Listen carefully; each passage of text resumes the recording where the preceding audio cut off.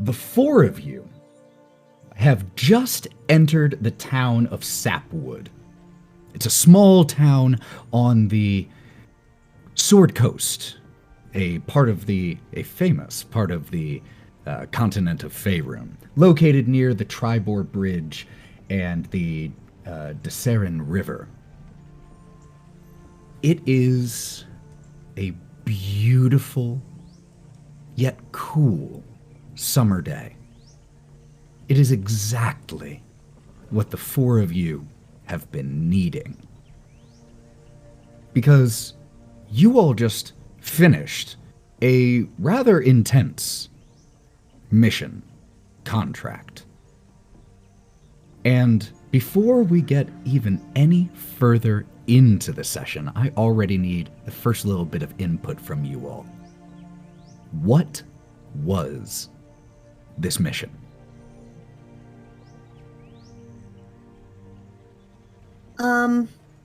Can it be a gotcha quest gone sideways?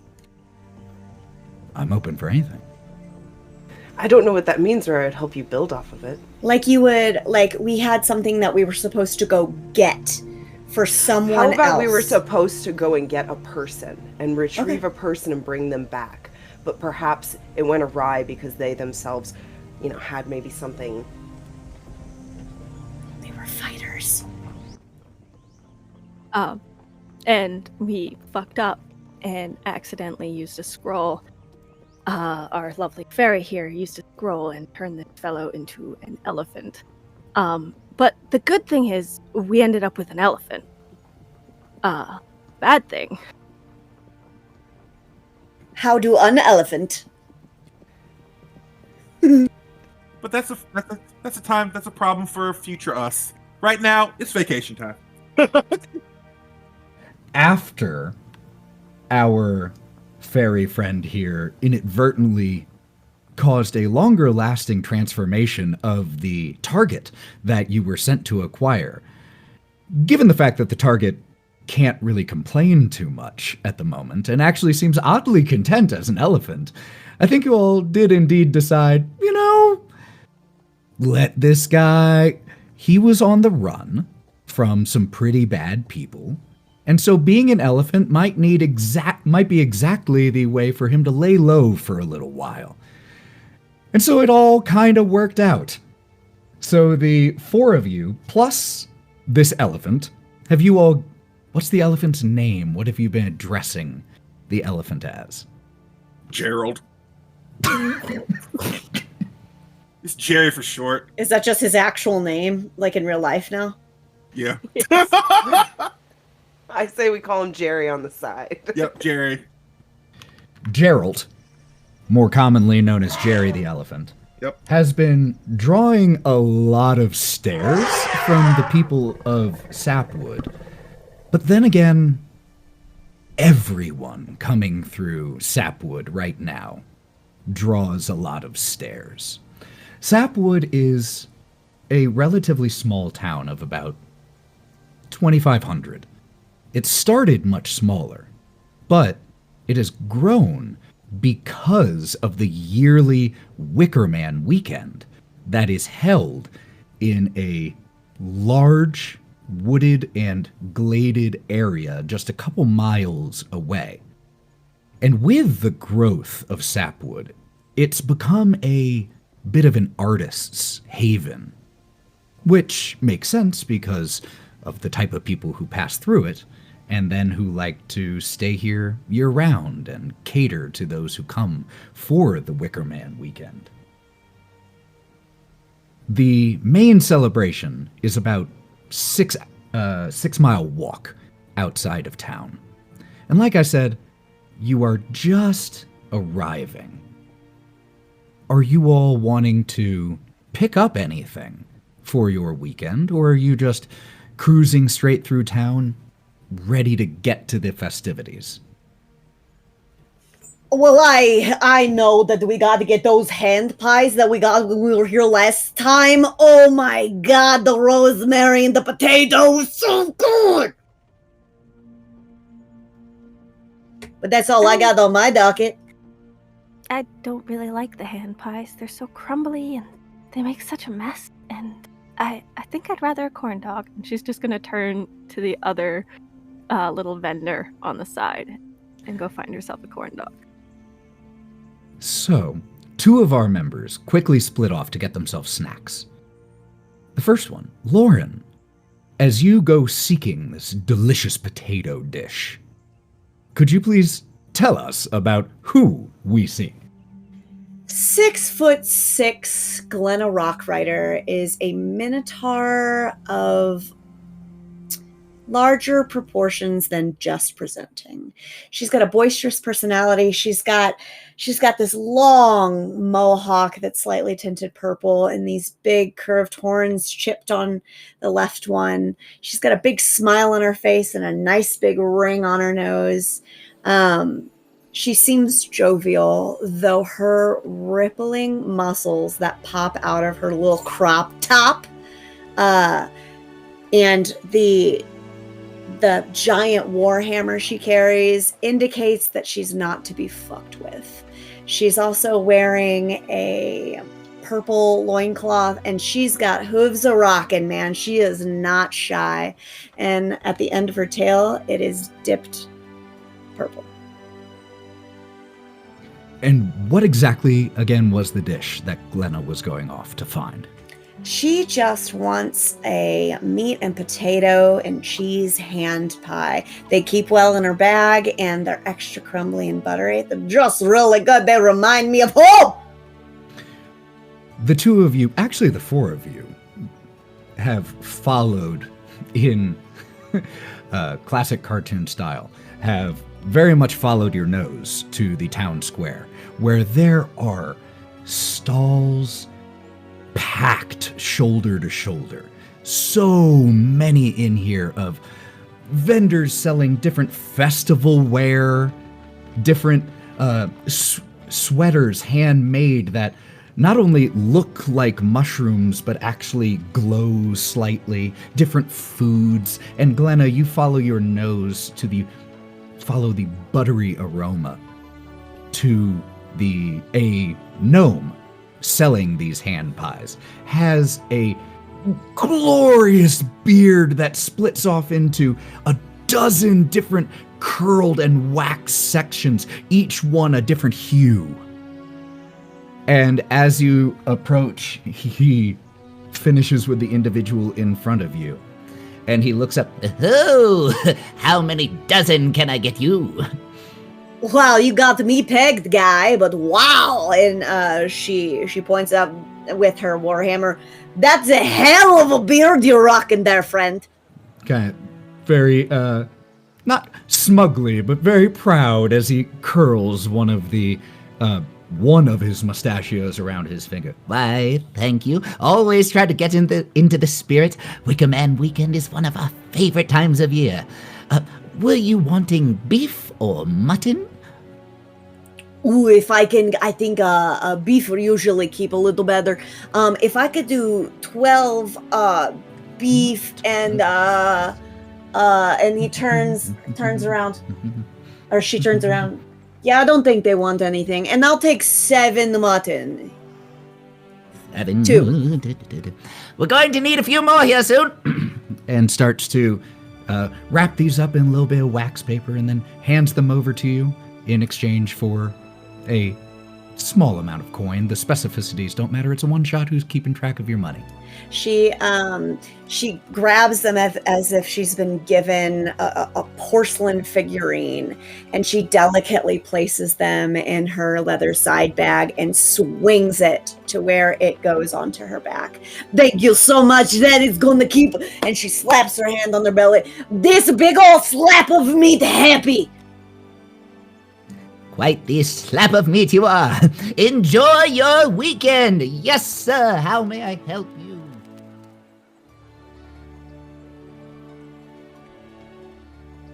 And the other individual who split off to go get some food, again, a dish consisting of meat wrapped in some type of pastry. However, you were going to seek a corn dog. Matty, who do we see? You see a very dainty little elven girl. She looks to be maybe 18 or so, elven years, so she probably is like 50. And she's just under 5 feet tall. She's very lithe, very thin, and she is wearing a very cute little purple and white crocheted dress. And she just kind of skips daintily up to the table, and standing on her toes, just doesn't say anything to get noticed, but just stands there and stares. There is a relatively portly female human who is managing this stall and is also corralling her kids into actually helping for just a little while longer before they run off and go enjoy all that the weekend has to legally offer them, which isn't as much. But as she turns and just wipes her hand, giving a head shake to one of her sons, "Yes, dear, how can I help you?" Can I get single corn dog, please? Oh, you are absolutely adorable, of course. Just one? Mm-hmm. All right, grabs you one. And just hands it over to you very, very sweetly, just passes it over to you. That's on the house. You enjoy your weekends. Is this your first time? It is. I've never been here before. It's You'll never wild. forget it. Well, if there's anything that... Well, I really shouldn't say that. I'm quite busy. I do hope you enjoy your weekend, however. I hope that if you're looking for any other different types of foods, there are plenty around. And if you want a second, just come back. Thank you. And she's just gonna skip away, leaving the coin on the table, and make her way back to her larger friend.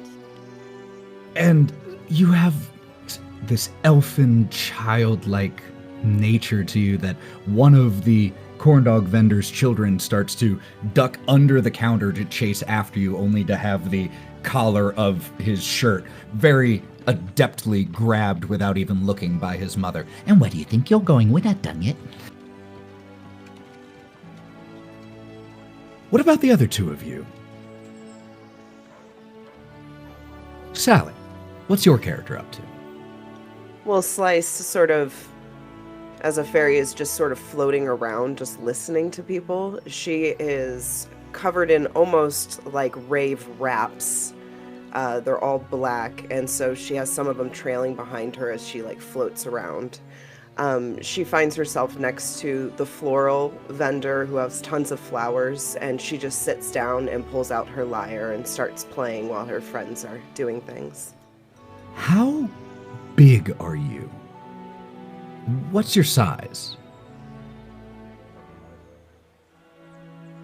Is that written somewhere, or did I Well, decide this? Technically, nowadays, in 5th edition with some updates, with fairies, you have a choice as to whether to be size category large or size category small.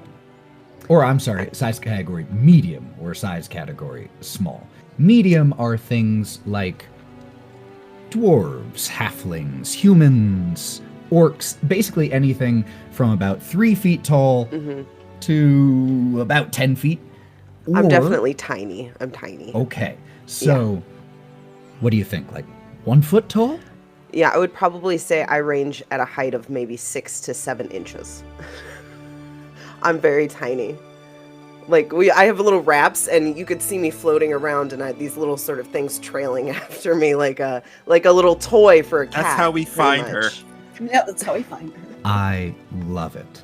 And so you kind of nuzzle into one of these larger, beautifully blooming flowers and just settle in like it's a throne made for you and start to pluck away at the tiniest damn lyre you've ever seen. It's handmade. But you begin singing there, and you're just taking in the sights. And last but not least, Mav, what's your character up to, and who do we see? First off, you get to see the wonderful Buffy Bellamone. Bitches, I've got drinks. I've got drinks for all of us. It's a girls' weekend. I'm excited. What you see is a 5'5" humanoid woman with long braids, double braids, Sailor Moon type braids with the little crystals in them, braided with a very protective hairstyle. It is multicolored. She is wearing a wedged heel protective, in her best summer gear, with her fucking shades on, with a tube top that is ample as hell because we got it, and Daddy spent all that money. They're magical, so it's okay. They're magic. It's great. And a wonderful summer vest, but it's kind of like a denim vest with on the back of it, it's literally just a claw mark, and it's very stylish. And we have a skirt, a very short skirt. It's out there. It's flowy. Think of like Yuna from It's like a half bit. Yeah, it's a half bit, so it's combat efficient. All of my gear that I'm wearing is very combat ready, so do not worry about these falling out because they are very secure. Queens. So this weekend, listen, the job went bad. I understand that, okay? First of all, it's Buffy time. So I'm here for you guys, and I think that we should just have a great time, and here's everyone's drinks and orders and all that kind of cool stuff. So I think that we should just have some fun. Glenna, honey, dear. Yep. Yes. What do? Yes, darling. Did you get enough for everybody, or did you get just for yourself again? We worked on that. So she's got the strap with the bag because she slung it onto her back, and she holds the strap really awkwardly. Actually, and then she does this bit to pull the sack to the front, and she opens, and I actually brought for everyone, and opens and fans it, and wafts it towards you. I've got the mutton and I've got the beef. Just make sure you leave me a cool dozen. Of course, sweetheart, of course. And also, here's your meat, because I know you love your meat. Oh yeah, fuck yeah. And she takes it and she dumps it into the horn on her hip, pulling it off. It's like, please don't dump it in the bag again. I know we lost your horn last time. We are not wet bagging, no. Okay, but you can slap the bag next time. It's all right. Where's the little one? Where is she? Look for the. Are you looking for these things? Right there. Ah, there she is. Slice, dear, I have something for you. Also, when she smiles, you see very prominent canine teeth. And her nails, oh, by the way, her nails are a wonderful pink. Wonderful pink. Her makeup's done flawlessly. Also, she's got tattoos on her side because it is a crop top or tube top, so you can see the tattoos of like the stars, some other little claw marks, and then a couple of names scratched out. It's okay. It's all right. We've been through some stuff. It's all right. Did you see? I love that in this world where magic exists, it's still too cumbersome to remove a tattoo. Just cross through it, fuck it. Listen, we got these, okay? That money well spent. It costs more to get the tattoos removed. All right, damn. Did Lil come back? Did that girl go get a corn dog again? Oh shit! How many fucking corn dogs? I hope more than one. Lil. Wow! She appears right from behind you, carrying just a single corn dog in front of her. Her nails are the exact same shade of pink as Buffy's are, because they did them together. Yep. And she's just standing there with the corn dog. You called me? Sorry, I didn't mean to disappear again. Oh, it's all fine, girl. Look, here, I got you a drink, what you love the most, okay? Here's that, what was it? You liked ale, right? No. Well, anyway, you got this one. This one's for you. There you go. Is it the She vodka? just takes it and puts it in her pocket. All right, there you go. Listen, they ain't got much here, okay? Look, I'm trying to do what we can do, all right? And speaking of all of that, did Slice fly back She upon all being of a sudden called? appears upon Glenda's shoulder going, did you guys want me for something? Fucking I got to put some bells around your feet. Do you think that would be like really cool for you? Would you be interested in that in the fashion way? Like, because you gave me a fucking heart attack. Hey, yeah, no, we were asking. Sorry. And she puts her hand on her heart and she, we were wanting to know if you are wanting a snack. And she pulls out a hand pie or a drink and holds up her horn in the other hand. Slice will just take a little bit, like literally the tiniest piece of the hand pie, the crust pretty much. Nibbles on it. Fucking carbs are so goddamn good, Dad. I'm awful. I'm awful. The four of you continue to press through the crowded marketplace. And it's also pretty crowded because the town physically isn't that large, but there are a number of people passing through here of every species imaginable in Faerun. And it's fairly easy to tell several categories of individuals apart. Not a perfect system, but fairly easy to tell apart those who live here. Because while they have accents of things showing that they know that it's Wickerman weekend, they're accents. There are also those who seem to have no type of festival wear at all and are currently shopping for it, who it's fairly easy to peg them as first-timers. There are also those, again, of every species and variety.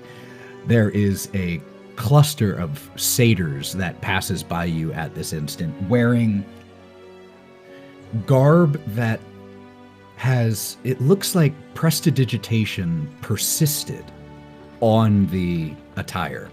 So on one of them, it is just constantly to their hoofbeats at the moment because there is no music, and that's the strongest beat, as little sparkles just come off as they are walking. Another one, it looks like moving waves and water, but is a top. Those, you figure, have probably been here before. Of the four of you, we know that Liliana said this was their first time. Has anyone else come to Wickerman weekend before? I have. Listen, girls, look. First of all, I'm so glad you guys are coming with me this year. I've been trying to get you guys to come all the time, but no, we got to do this, we got to do that. It's like scheduling's like the worst conflict in this group when everyone want to do something fun. But no, when it comes to work, we're always here. Thankfully, I wouldn't be able to do the job that we do without my besties. Okay. But Ileana, little ill. We're gonna have a good time. Listen, there are rides, there are music festivals. Slice, you're gonna love that. You're gonna love that. There's a music concert, there's a concert hall, and there's a pie eating contest. Big G. Wow. No. Oh my god! Do you remember the bubble braids? Do they have more of them? I want to get the purple ones. They have any black ones? They do. Yes. Oh, we could I find know some black ones. Yes, black's your favorite color, and black's a valid color. So don't let anyone ever tell you that black is not a valid color, because it is. They're All right? valid. It is. I just have a question. What? No, not for you. I'm so sorry. In keeping with Not for Buffy. with the rave thing, or with the rave vibes, is Slice a pastel goth? I'm kind of getting that vibe. You would get that vibe. You would get that vibe. But Lauren gave me the idea of like a Harley Quinn, like a happy but dark and just sort of dry goth. Girl, Buffy was almost pastel goth, but we go rave chick, so it's okay. We go rave chick. So Liliana has not been here. I have to. Miss Monet has been here. Glenna, you said you've been here? Yeah, I've been here like 3 or 4 times. I'm usually the designated wagon driver, but this time I'm really hoping to get a little fucked up, you know? And Slice? Well, I got drunk at a bar, and well, it's not hard to get me drunk, and I just ended up there once. So it was quite an experience, though. That's when I met you. Oh my god, you were so passed out, stupid drunk on that little leaf that I Were was you the one sitting who next carried to. me here? You were probably the one who carried me here, weren't you? Hey, I love you, and I hate you for it. That frog almost got her too. You remember that? The frog almost ate her when she was passed on the leaf. Oh my god, and was I tripping? Wait, the No. frog. Oh, that frog! Oh my god, yes! His name was He and I are Jared. good friends. He and I are really good friends now. We go fishing. You know what? That's sweet. That's what we come here for. We come here to make memories and friends. And she is gonna wrap her arms around everyone and bring them into a hug, kind of. Yeah. Oh, I heard an NPC just mentioned. Who is Jared? The frog that almost ate a slice. It the first time I came to the Wickerman and I made the slice there, and We then got so high fishing recently. yeah. All right. So since most of you have been here, you do know one thing. As the crowd parts for you, more specifically, parts for Jerry, the elephant, that you really have 2 choices when it comes to Jerry. And that is you can stable him, which there are extra stables that get, or at least outdoor pastures that get established specifically for this weekend because so many people come. You can either stable him, or you can bring him and be an absolute spectacle the entire time. You guys think we should take Jerry? I mean, I'm gonna miss him. He's so warm when we sleep, but, should we leave him here? I'll leave his ass here. Yeah, I'm also gonna say that's probably a good idea, because what if he's a little shy and everyone's looking at him and expecting him to do things? That's not so fun for him. He's on vacation too. I'm gonna slap the behind, aren't you?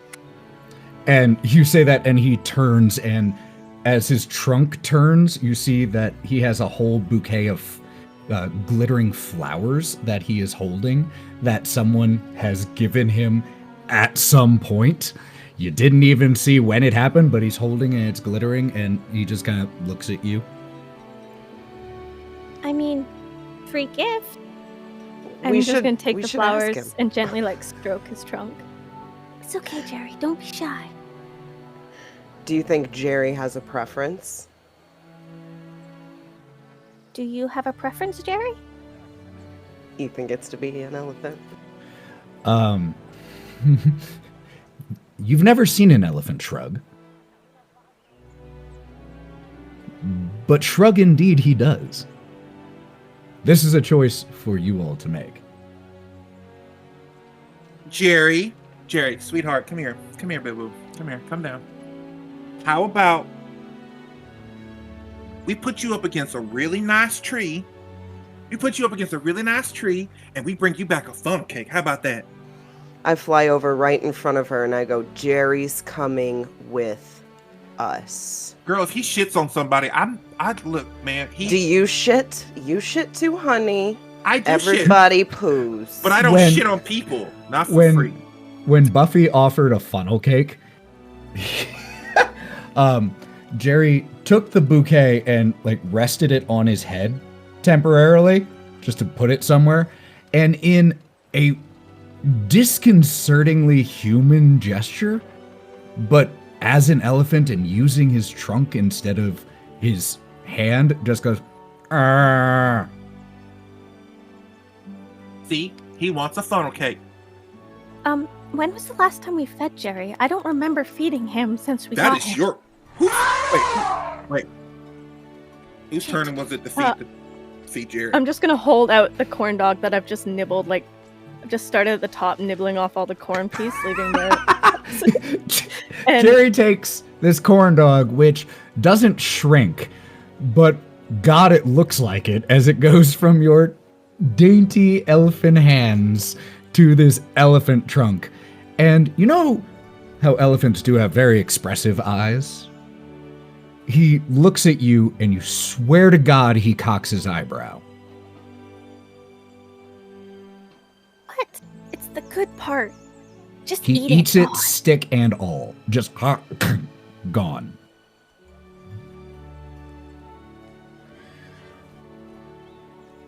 Told So- you should have got more. So we forgot to feed him, didn't we? Whose turn is on the chart? Looks up. It's mine. Okay, it's my fault. It was my turn to feed Jerry. That's on me, girls. I'm so sorry. I'm so It's sorry. okay, Look, Buffy. It's okay. I'm gonna go get you that funnel cake, and I'm so sorry, Jerry.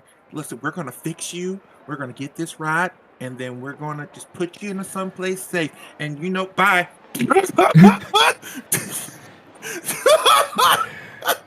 So, Buffy runs off. You acquire a substantial help, an elephant-sized portion of funnel cake, and as Jerry is stabled for the time, one thing I will note as you all, as he hounds down this freshly made and specifically requested for an elephant. So it is one funnel cake. Buffy has no problem carrying that, by the way. She just carries it back. And as he is quite happily hounding this down, you notice that Jerry is probably the largest thing stabled here, but not exactly the strangest. There are griffins that are here. There are winged horses, foxes, which makes you wonder what creature was riding that. Or maybe it's just a pet that needed somewhere to stay. But you... Hey, Buffy. At the sight of foxes, Lily is gonna like pull on Buffy's sleeve. Can I take one of those?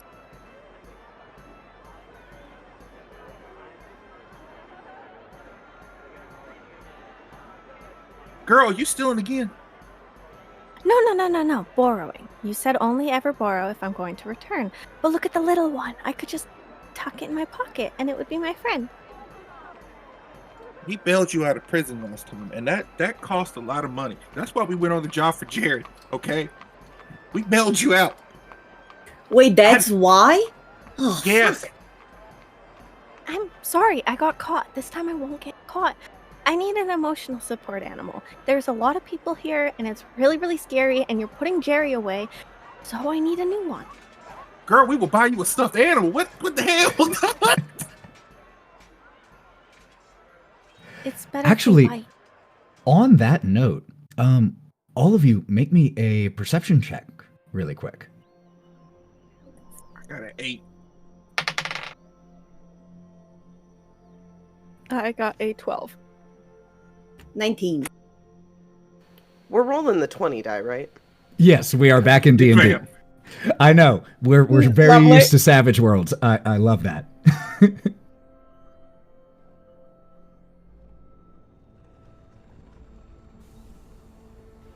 Mine was a 10. A 10 on the die or a 10 total? 9, 10 total.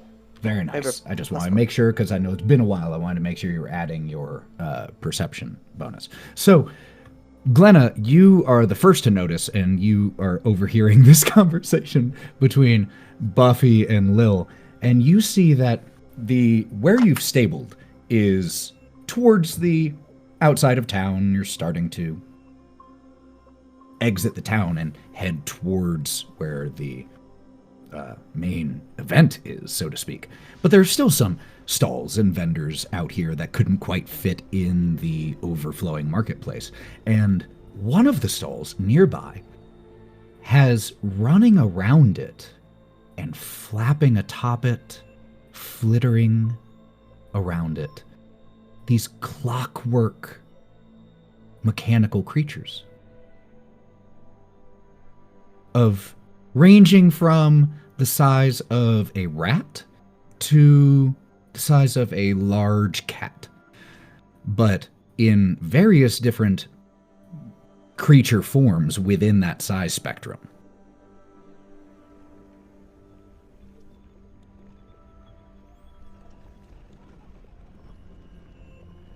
Guys? What? What in the actual fuck am I looking at right now? What is it? Those, right there. Is that a flying cat? What the fuck are you? As if it knew that you were the one, or that it was the one you were talking about. This brass clockwork, very steampunky looking creature that is on the small side for a cat, but also has wings, which makes it a little bit bigger horizontally. Starts flying circles over your group. And a very, very old-looking man peeks his head out from behind the stall. Oh, find something that you like? Need a companion for the weekend, perhaps?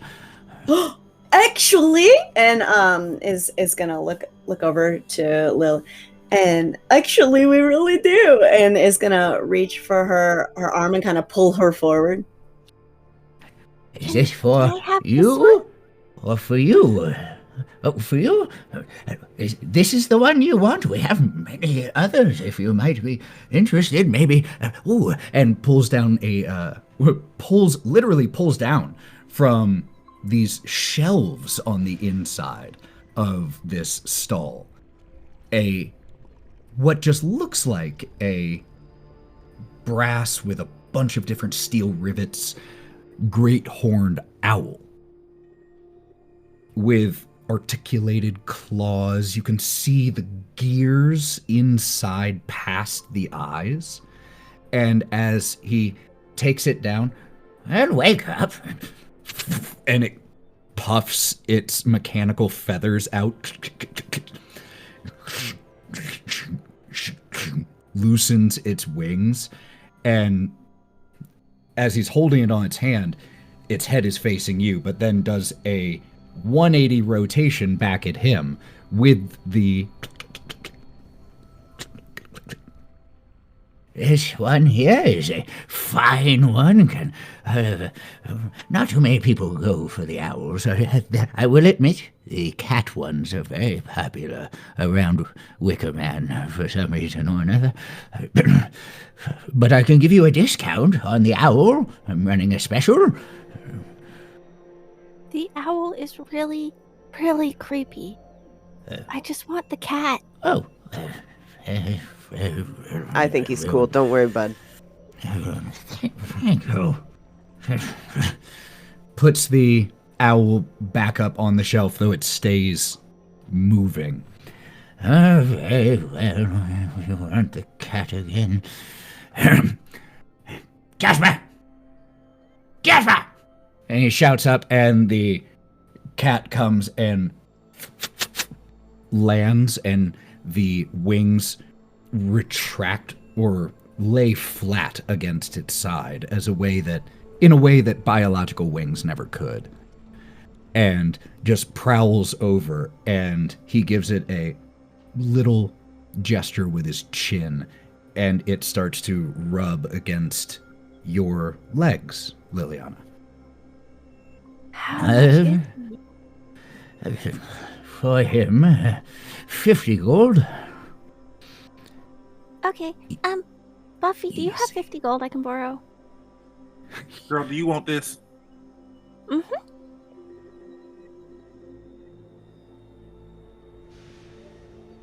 All right. You know what? You earned it. Your birthday's coming up soon. This will be your birthday gift, okay? Wait. Question. Excuse me, sir. Sir? Yes? I was wondering if she's gonna kind of lean in. If you needed any heavy lifting or other work done, that I could shave off a little bit the price for my friend here. Not the Make me a whole thing, of persuasion. course. Make me a Okay. persuasion check. Fuck it. Oh Jesus. If memory serves, Glenna's super charismatic. 5. Perhaps if, well, I'll certainly need help after the weekend's over. It's always a wreck around here afterwards. So, if you were wanting to wait to take Jasper with you until after the weekend, if you were to help. Oh, no, for no, a no, few no. days, That's we could No. perhaps could work something out. No, sir. Not be a Sir. terrible idea, right? Sir. No, thank you. I will, in fact, come and help you do what you need to do at the end of the weekend. Maybe help you break down. But here is the money, and it's just gonna pull the money out of her other little side pouch and give it to him. But we really do need it now. Okay, yes, don't rush. Give me one moment. Oh no, right? No, Two. fucking 8. Fuck. 3, 4, 5, 6, Slice, do you think you could help me with something? 7, 8, 9, As he counts, because this is going to take a while. 10, What the fuck is going on? I don't know, Big G, man. He's old. 15, What are you looking for help for? So, this little guy is really cute. She's just going to be like holding up the little Is he going little to cat. But it's not soft. And I was wondering if you could help me put the fur from the fox onto the creature. And then it will be really soft. 34, 35. From the fox? Where's there a fox at? There's one right in the stall next to Jerry. Oh, yeah, no. Oh, okay. I'll just do it myself then. That's fine. No, And I she's just gonna think walk. we should leave 9 the and fur where 50. it is. Oh, there, yes. Wonderful. Well, yes, here's all yours. Oh, give me Right, just good, one yeah. moment. Turns around and grabs from a stack of identical pieces of parchment, grabs a form and dips a quill in a surprisingly flourishing signature, hands this over to you, blows on it, and then passes over to you. A certificate of adoption. Jasper is all yours. Looks up at you, Glenna. It's not a real form or anything like that. It's just the kids like it. Makes you feel official. Of course. Yes, yeah. Thank you, Jasper. Jasper. And the cat sits and looks up at him. You'll be good. Go have fun. Is there anything else I can get for any one of you while you're here? Oh. Perhaps a little rat? He's always nice. And As one scurries out of his sleeve. Oh, fuck no. No. Hey, question. Do we gotta feed that thing? No. You will need to occasionally oil the ears if the grit gets in there, but they're that's probably- fairly durable.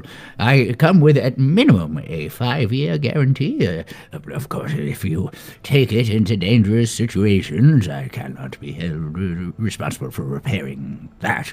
But your normal wear and tear, at least 5 years. Well, happy birthday, Ilyana. Since we have to oil it, we should probably not put the fur of another animal upon it. You're gonna do what now? What? Is it gonna damage it? I don't want to hurt Jasper. He's only little. Girl, what the hell? Best not to hurt Jasper, definitely. Let's keep walking. Okay. Yeah, that's Come on, probably. Why are you like this? As you all start to leave town and head towards the festival grounds, like I said, it's about a 6-mile walk. And in between here and there is not empty by any extent of the imagination, though it's outside of the town. It is still, at no point are there fewer than 12 or 15 individuals in your line of sight, either in front of you or behind you. Lots of people are traveling this direction, a few traveling away back to town for one reason or another, but there are many that are heading that way. There are also still occasional stalls that are set up. Water stalls, for example. There The fuck's are... water? We're not Rest drinking is that. log ass fucking hand grenade drink. Look, I'm not saying you have to drink it, but it's there if you want it. Who is this goddamn voice you keep hearing? What the fuck? Slice has been on Glenna's shoulder, and she's taking like a bunch of flowers and grass and braiding it into a leash for the cat. And Jasper has just been walking along with you. Is there anything, Liliana, that, like, what are you doing with Jasper? How are you interacting with this new companion of yours? I think at first when Jasper starts following her, she gets a little weirded out because she used to have cats when she was younger and they never followed you. This is weird. So she just assumes it wants something. So she just keeps pulling things out of her pack and like trying to give it to the cat to see if he wants that. And after a while, she just gives up and just picks Jasper up. Anything you hand him, he just opens his mouth, and as you give it to him, he then holds it. So currently he has a small vial of acid sticking out of his mouth. Just this little mechanical cat with folded in wings walking with a vial of acid in his mouth. Slice is looking over the shoulder, looking down, going, I don't think that's normal wear and tear. No, he won't break it. He's really, really gentle. So, She gonna After- kill that damn thing like the goldfish. Goddamn.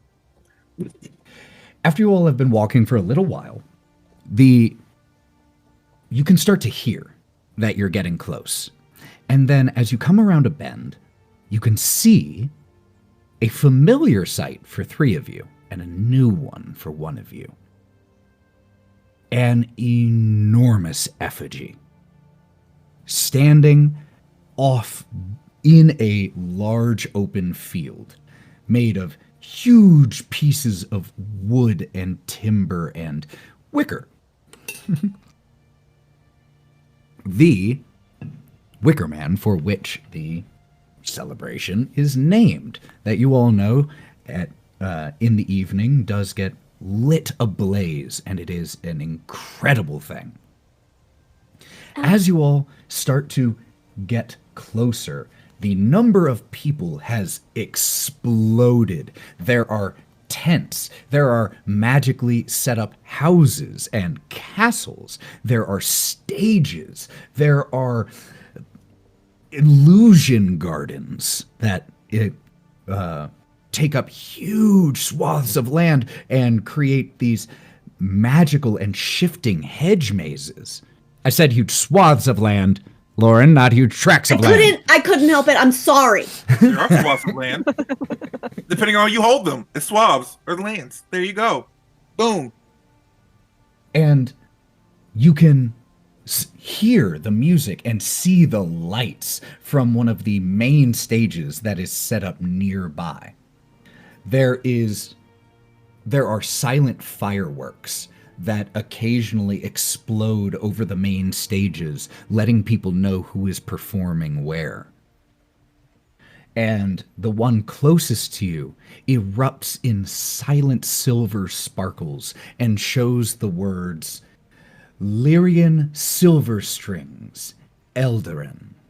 The Silver Strings is in quotation as the stage name. All fucked of him you one time. can make a history check on, or a, and if you can justify the check to me as to how you would know who I this fucked him. is.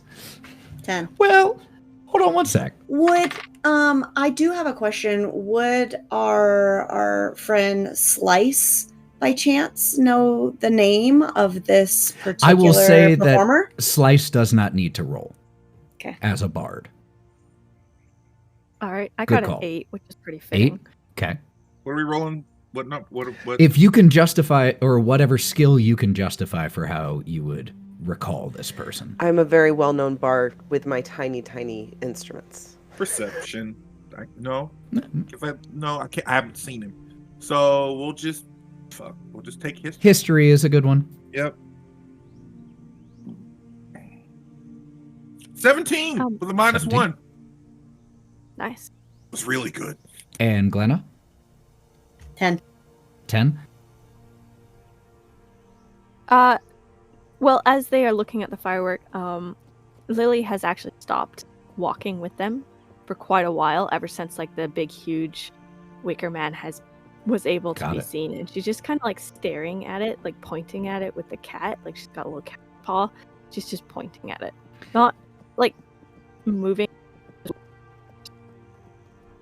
Well, we will jump right back to that as soon as I let both Buffy and Slice know what you know about this individual. Lyrian Silverstrings is a well-known elf bard. They are non-binary and are known for a almost cult-like audience.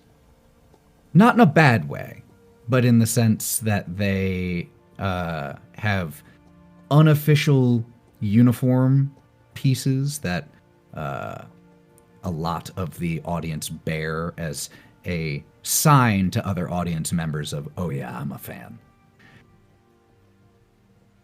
Put on a great show, though. You would definitely know that, Slice. They are wonderful. They are a wonderful performer.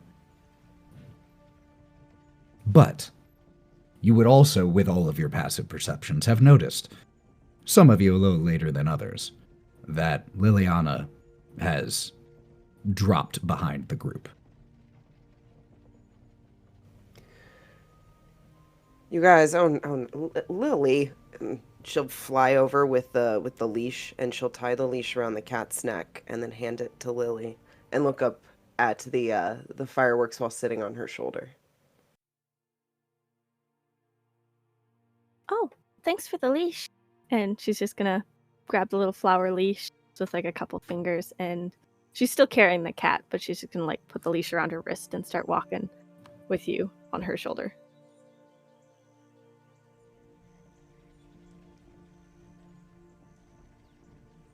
Hey, Big G. Oh yeah, what is up? And she uncrosses her arms and looks down at you. Do you know that there's like a totally a test of strength machine here as well, where you can take the hammer and go bop on it? Mm-hmm. Wait. Really? Yeah, it's totally, huh? Do you think that maybe we gotta do that? I think we should. Are you gonna do that? I'm gonna sing to you both beforehand. Thank goodness, will you bolster our power? Yeah. Hey. As you are having this conversation, you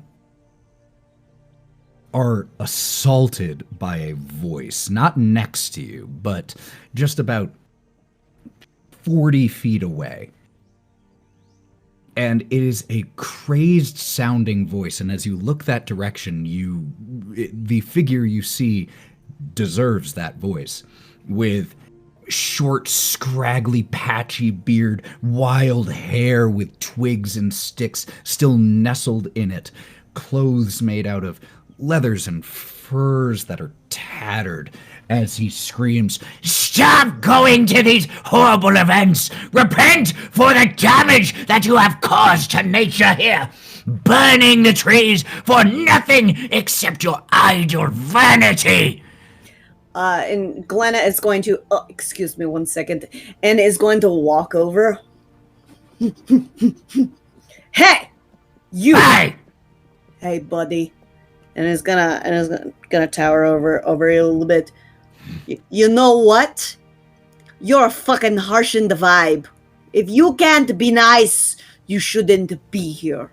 I am here to speak against the atrocities committed against her hand over his mouth. He bites your hand when you do that. She doesn't move. Without any hesitation, and steps back from you. Servatus will not stand for seeing his Other forest hand. And then she's gonna pick him up under his armpits and just hold him in front of her. Look at the little baby. With your strength, no problem. You pick him up without issue. Slice? Slice will cast Calm Emotions upon this guy Ooh, okay. to calm him the fuck down. Specifically, the fuck down. The fuck down. All right.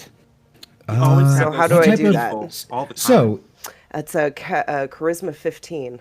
Charisma 15. Well done. That is exactly the way to phrase that to be convenient for the DM. That was perfect. Charisma 15. He has a +0. He does not stop shouting when you do this, and Glenna holds him up. He got 16 on the die, and he had a +0. But he... Let go of me! This is outrageous!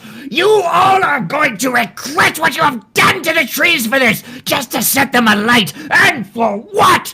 As you and Glenna, you still have him held up. What are you doing? She's just gonna say, listen, buddy, we are here for the trees as well. It is an honoring ceremony for them. You do not understand because you will not participate. And if you cannot silence your tongue, I will make sure someone else can do it for you. Look around! You think that any of this is to honor Servatus? To honor the trees? That! And he points at the group of satyrs that I described earlier, who have taken their attire, which was already, revealing a lot, and have gone to the not safe for work version, as they have just G-strings on that are glowing with with prestidigitation and sparkles, and as they step, these little flowers that bloom and glow around their hooves and then disappear with each step, and they are very clearly tripping on something at the moment. And he gestures to them. How does that honor Servatus? It honors me. Put me down. You're being very You want mean. me to take care of him? I can take care of him real quick. That's No, okay. no, we're not. Because we're you're not gonna taking take care of people. Your taking care of people is an eternal thing, and I think that this can be changed. Dear sir, I regret to inform you that is a satyr ceremony where they strip down the artifice of the unnatural world and embrace their natural being. I'm right. That was partially true, so I will let you choose whether to use deception or persuasion here. Okay, And it's definitely a disadvantage. that's fine. Let me find them both. Oh, okay. Okay, what was the other one? What, persuasion or deception? Yep. You guys want me to morph this guy into something? Oh my god, that was the same both times, and it's 18. Damn! Put me down. Will you be nice? Here, have a meat pie. Will you be nice now? No, but I'll be quiet. For now. That is fair enough. And puts you down and gets out 2 meat pies and says, this one is for your mouth and this one is for the trouble.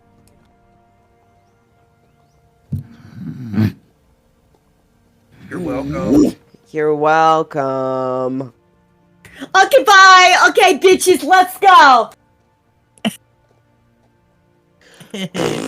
So, I want to know where you all go. There is so much to do here at Wickerman Weekend. Just a few things to let you know what there is, but there's so much more than just these quick ones that I list. There are, as was mentioned, by Buffy. There is a pie eating contest. There is a test your strength contest. There are wish burnings, alchemy workshops, illusory gardens, gardens of art and sculptures, and numerous different stages. One with red silent fireworks detonating overhead. That's a fire tongue. Another, still the one with silver strings performing over here. There are stargazing areas. What looks like off in the distance some version of like magical tag that is happening. There are hundreds of people around. Some of them you watch as one person approaches another and holds up a little vial of glittering liquid, and the person just gives a "oh yes," and a drop goes onto the finger, which goes straight into the mouth as the individual pulses different colors, slightly translucent for a moment, and then just gives a "thank you, friend," and skips off. I'm gonna go to that one real quick. I'll be right back. Be safe, buddy up. I'll be right back. I'll be fine. Gonna watch the whole way, always moving to keep eyes. Slice is like fluttering around the area, always sort of just roaming a little bit to listen and hear people, because that's part of my ways. What you got there, friend? You walk up to the Kenku, who was passing out this glittering liquid, and just some happy dream. You want some? Open up. And and he drips some in your mouth, and their voice shifts from this higher pitched one to, "There you go, baby." A totally different voice. And knowing Kenkus, you get the impression that that was the voice of the person who first gave Happy Dream to this Kenku. And you all see as the same thing I described happens to Buffy, just a rainbow of color as she turns temporarily translucent. And Buffy, that little mini rave that was all for you, that you just experienced, felt like about 15 minutes. It was, in reality, about 10 seconds. All you see Buffy doing is the dance scene from The Craft, where they're just all just having fun. Just that one part. That's all you see. Is just, I'm feeling it. Oh my god, that felt heavily. Hey, Mr. K, have a good time. You want to learn some new voices later? Only if you want me to. I fucking love you. God, yes. Mwah. Go back. Mwah. In the exact same voice, and flutters off a little bit. Having seen that, Liliana's gonna crouch beside Jasper, unhook the collar. Now, you go get that vial. Buffy really likes it. It's a perfect gift. Go on.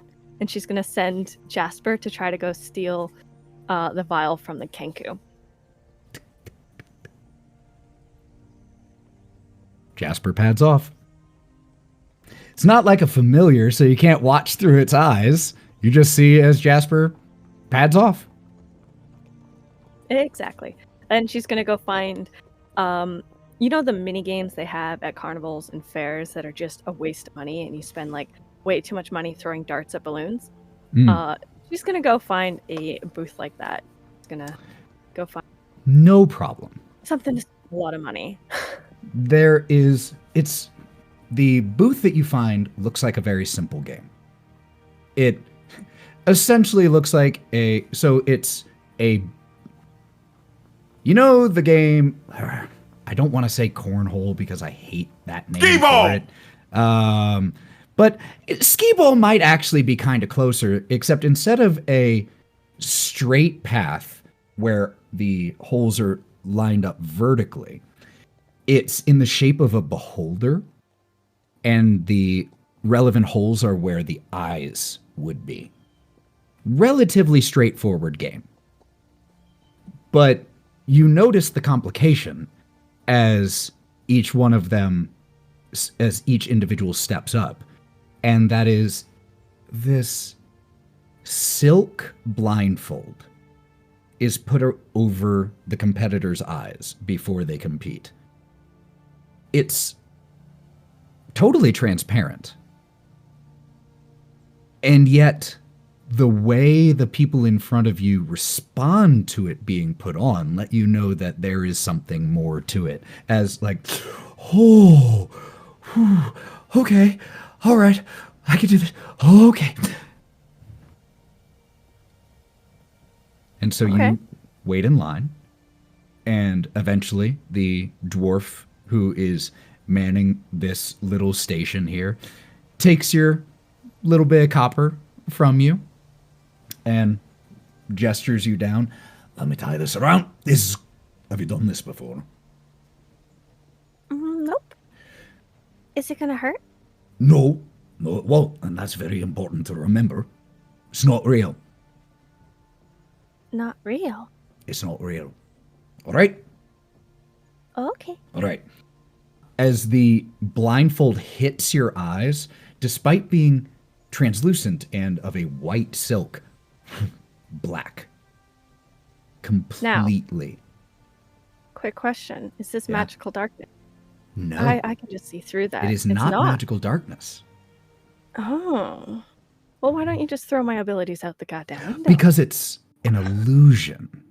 It's not magical Okay. darkness. And the dark slowly starts to go away, and there are just these tendrils of color that start to creep in at the edge of your vision. And then suddenly, boom, this kaleidoscopic moving version of the beholder that you saw there appears in front of your eyes. I don't like. She's gonna close her eyes and cast Mage Hand and get the Mage Hand to go and put the ball in the hole, while just kind of closing her eyes the whole time. Absolutely no problem with absolute refusal to engage with the experience. Liliana finds a loophole from it, and by the time you finish, it's very easy. No problem. You just have the mage hand, take it where it needs to go, in a very dunk, dunk, dunk, dunk, very mechanical. And the dwarf eventually unties the blindfold from you. Well, yeah, you did a great job. And he pulls out a handmade pin and goes to pin it on your shirt. It has a little beholder in it. There you go. You can finish pinning it. She's just going to twist to the side and throw up a little bit. Oh, no, And that's then normal. No, that's fine. I'm sorry. I'm sorry. I'm so sorry. And she's just gonna run off, super embarrassed. We see as he tries to shout you down to let you know not to be embarrassed and just uses prestidigitation to clean the sick away. But while Liliana's been doing this, what did anyone else go and do? And you are more than welcome to simply narrate what you do if you wish, as much of the experience as you want. Smash off. That's what I was gonna say. I was gonna say Slice, after flying around, finally found where there was a swinging smashing competition, and she just sat there right next to it, waiting for everybody else to find it. As Liliana is doing this whole thing, and I see the mage hand go. I go, oh, this trick, and is gonna look over at Buffy as we walk over to the bashing thing. I get my warhammer out. You get out your shit. You remember the time when we had a Jenny from Barovia in there when she was shit-faced? Oh, that was fucking funny. Oh, girl, I got so fucked up off that shit from Jenny's. Oh Bro, my Jenny is god. the tits. She's got some of that dank chromatic kush. Not even Fucking- a lie. That shit had me seeing that shit had me feel like I had like 5 or 6 heads. Like, Yo, you talking Oh. about Jenny over there? Oh, yeah, you know- I you love know Jenny? Jenny. Oh, Jenny's Jennifer the best. and I, we got. Oh yeah. Oh man, that Fucking time. love Jenny. Oh my god. You brought that Fablesh shit? Oh, that was so good. Anyway, you wanna smash this shit? Hell yeah, girl. You wanna smash it too, babe? All you. You sure? I'm sure they got the little one. I'll sing to you guys. I'll give you guys some bardic inspiration from over here. Oh my fuck. I've never Those- been a bard. Do I actually have to sing? Well, Look. no. First of all, you do not Go actually have buff Like- yourself. You can't. Oh, here we go. But I can feel it. Oh, sorry. I know Glenna's strength. I know Buffy's strength. Would you like to each narrate how Oh, for you sure. crush this? So, you go first, girl. Oh, baby girl, no. Look at those nails. Get out there. Rawr! So, because I didn't tell what Buffy's weapon was.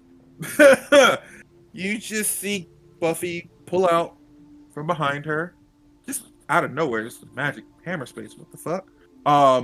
This wonderful, majestic, bedazzled greatsword.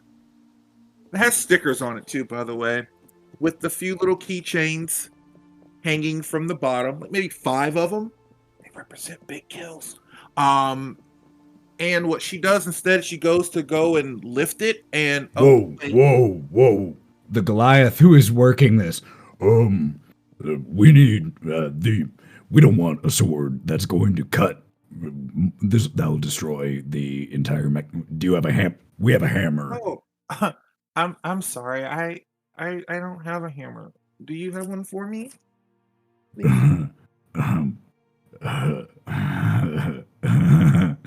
And he descends into that chuckling for way too long until a half elf, jacked but half elf, so much smaller in comparison, woman just elbows him in the lower rib.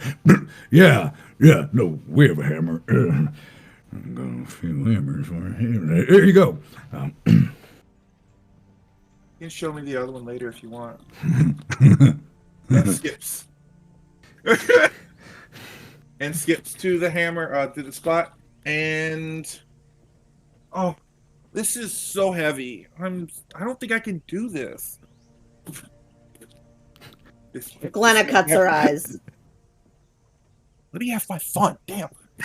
Jesus, bitch. And you see Buffy's arms. They look rather nice, but it's one of those sleeper builds until she puts her grit into it and tightens up, and then you see the muscles, and she just slams that sucker down.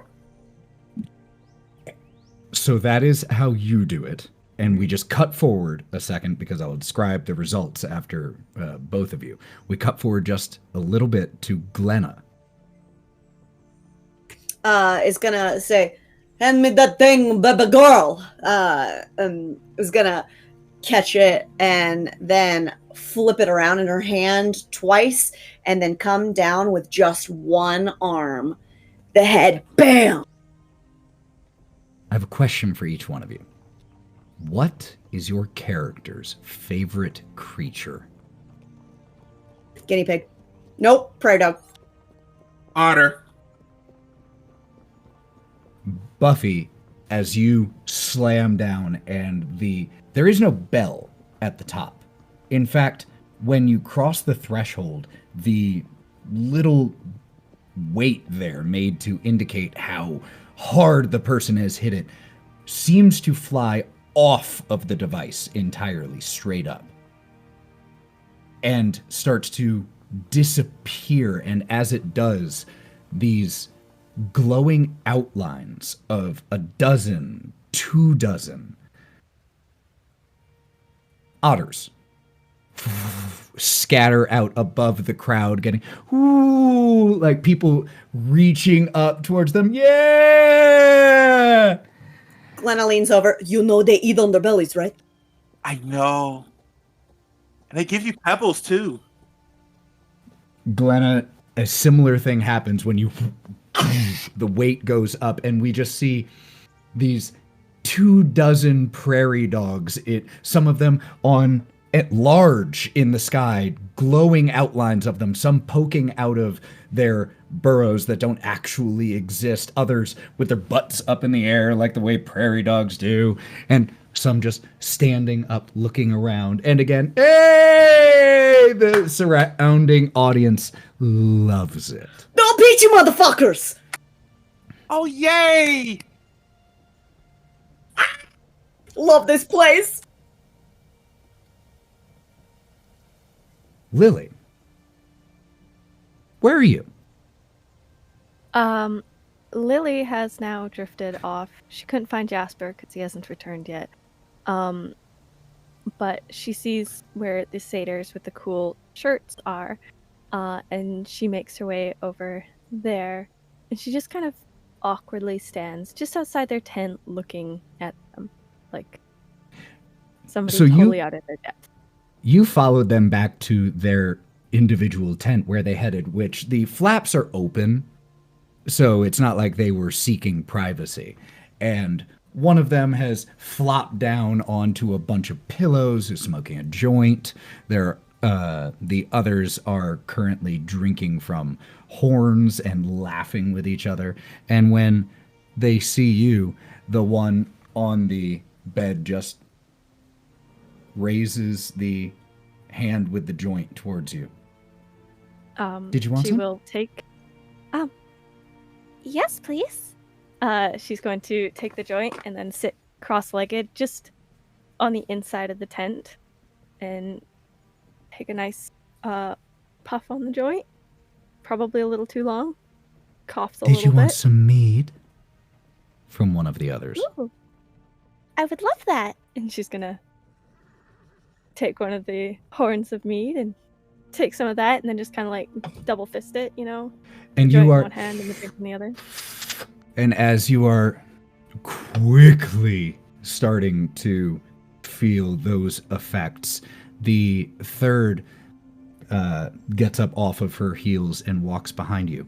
You look tense. Do you want a massage? I would love that. Ooh, wouldn't we all? And the three of them start to slink towards Lily. Yep, she does not move. She is either too nervous to move or enjoying it. After about 2 minutes, the one who handed you the horn of mead, who has just finished refilling it for you to the point that some of it overflows onto the ground, gives a not even worth her mention gesture of her wrist, and a mage hand from outside the tent pulls the strings that were securing the flaps, and they close. So the other three of you, it is very much approaching night. The stars are coming out twinkling. Yeah, you know that some of that is an exaggerated illumination. It's part of the spectacle, because there are millions in the sky. And there are occasional twinkles of colors that you only ever see twinkling in the sky at Wickerman. It's one of the things that keeps bringing you all back. And so I have a quick narrative question. We're just going to do this, not rushed, but fairly quickly. Over the next hour, what are 2 things each of you does? And we'll, because Lily's occupied. We'll go around, and then we'll go around again. I just want to throw out, do you guys just want to go do a montage sequence? Does that would be a lot easier just to do Holy- a montage sequence of everything that we do? I was exactly thinking that. You know what? I feel like a montage. You feel like know one? what? I feel like one. I feel like one too. Can we get some montage I music? like I feel like a montage. I wish Like- I had montage music cued. Give us a beat. Drop us a beat.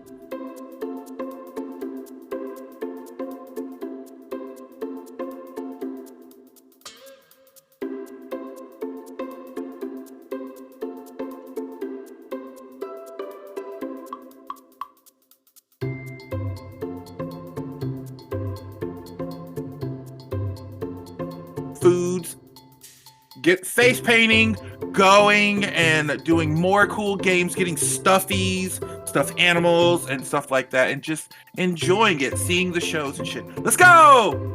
Hand in hand, let's go.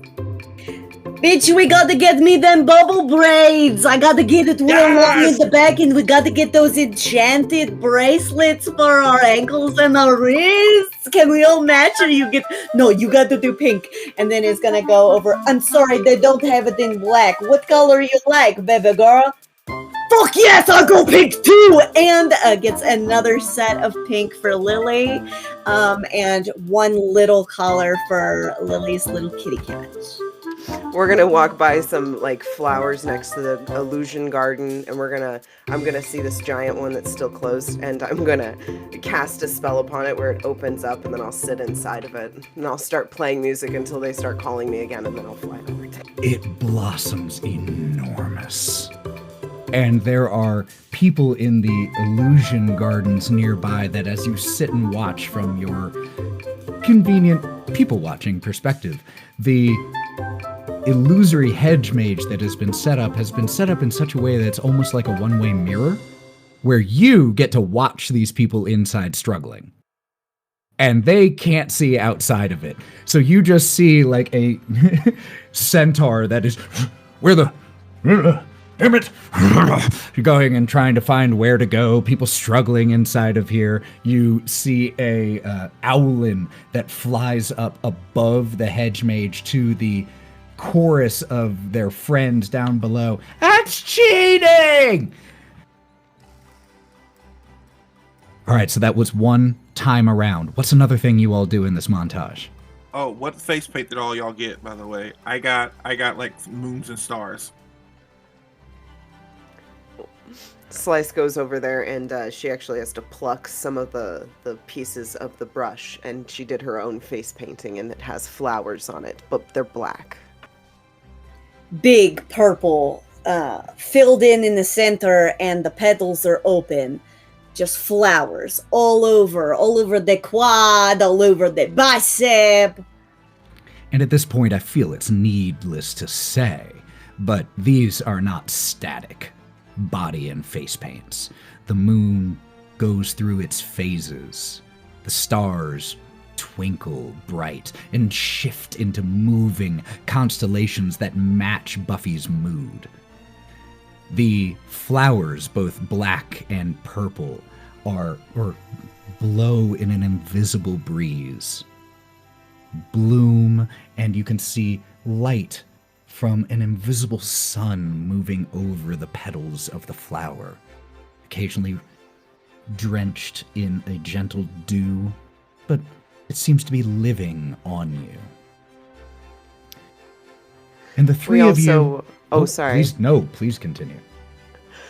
I was just going to say that we were going through, and we also stopped at a person doing sort of like illusionary magic out and about, just like a street performer. Absolutely. And near that same street performer who is...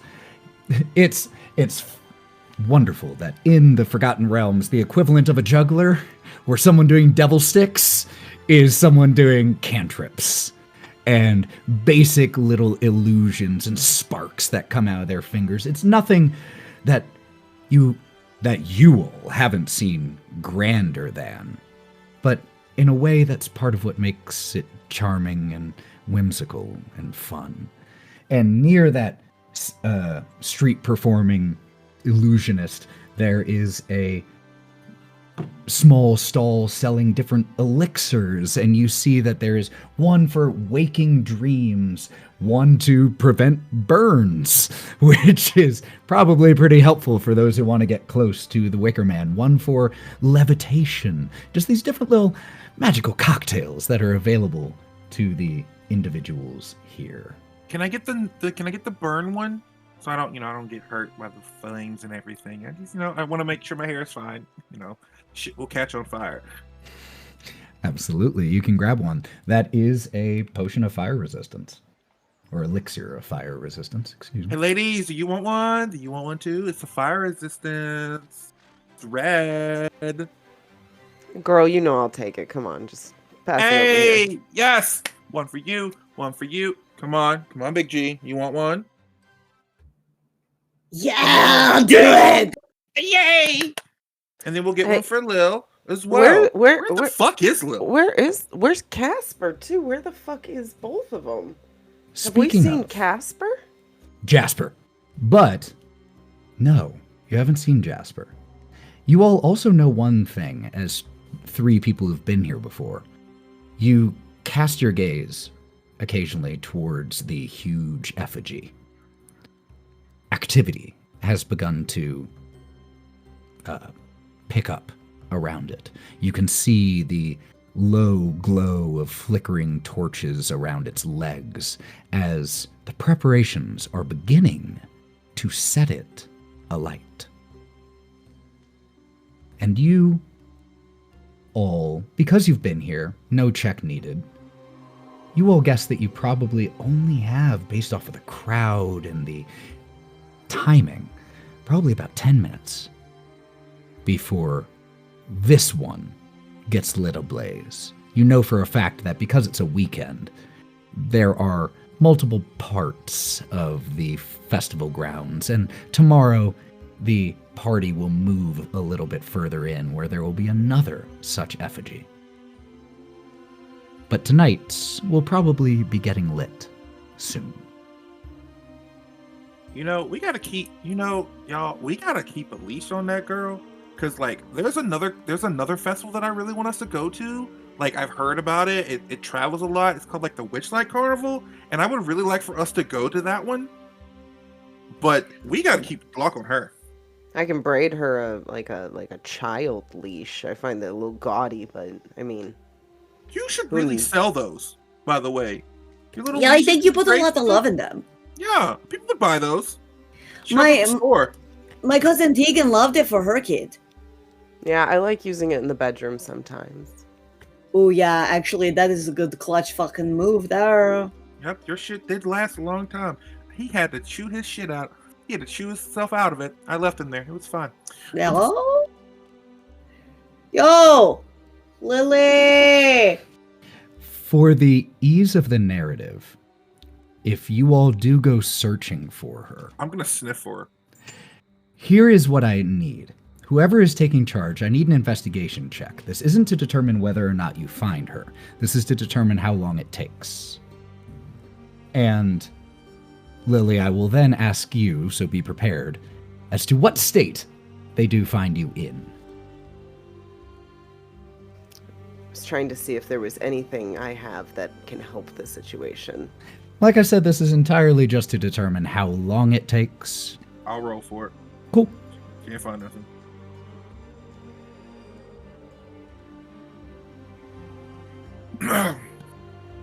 $14. 14? It's not immediate. We'll say it takes just about 6 or 7 minutes, which means that for you, Lily, you've been in here since the flaps were closed. About 45, close to an hour. So, my first question, to ask this without being too direct, is, do they hear you before they see you? Okay. No. So eventually then, Buffy, you said you were sniffing. What you actually find is Jasper, seated outside of a tent with a vial of glittering liquid and a black feather in his mouth. Oh, sweetie, please don't tell me you killed that Kenku as I take the pot and put it in my purse. There you go. Thank you, sweetheart. Are you waiting for Ileana? His head just kind of 45 degree, looks towards the tent, 45 degree, looks back at you. Are you Slice that is smell. slowly already at the tent, like peeking her head inside. Oop, I recognize that smell. As Slice, because Slice can be subtle, as Slice peeks her head inside, what does she see? She sees, to put it modestly, a tangle of bodies. She is no longer wearing her little crochet dress. Said she has the kind of watery looking top tied on now and nothing else. And she is sleeping with her head on one of the satyr's furry legs.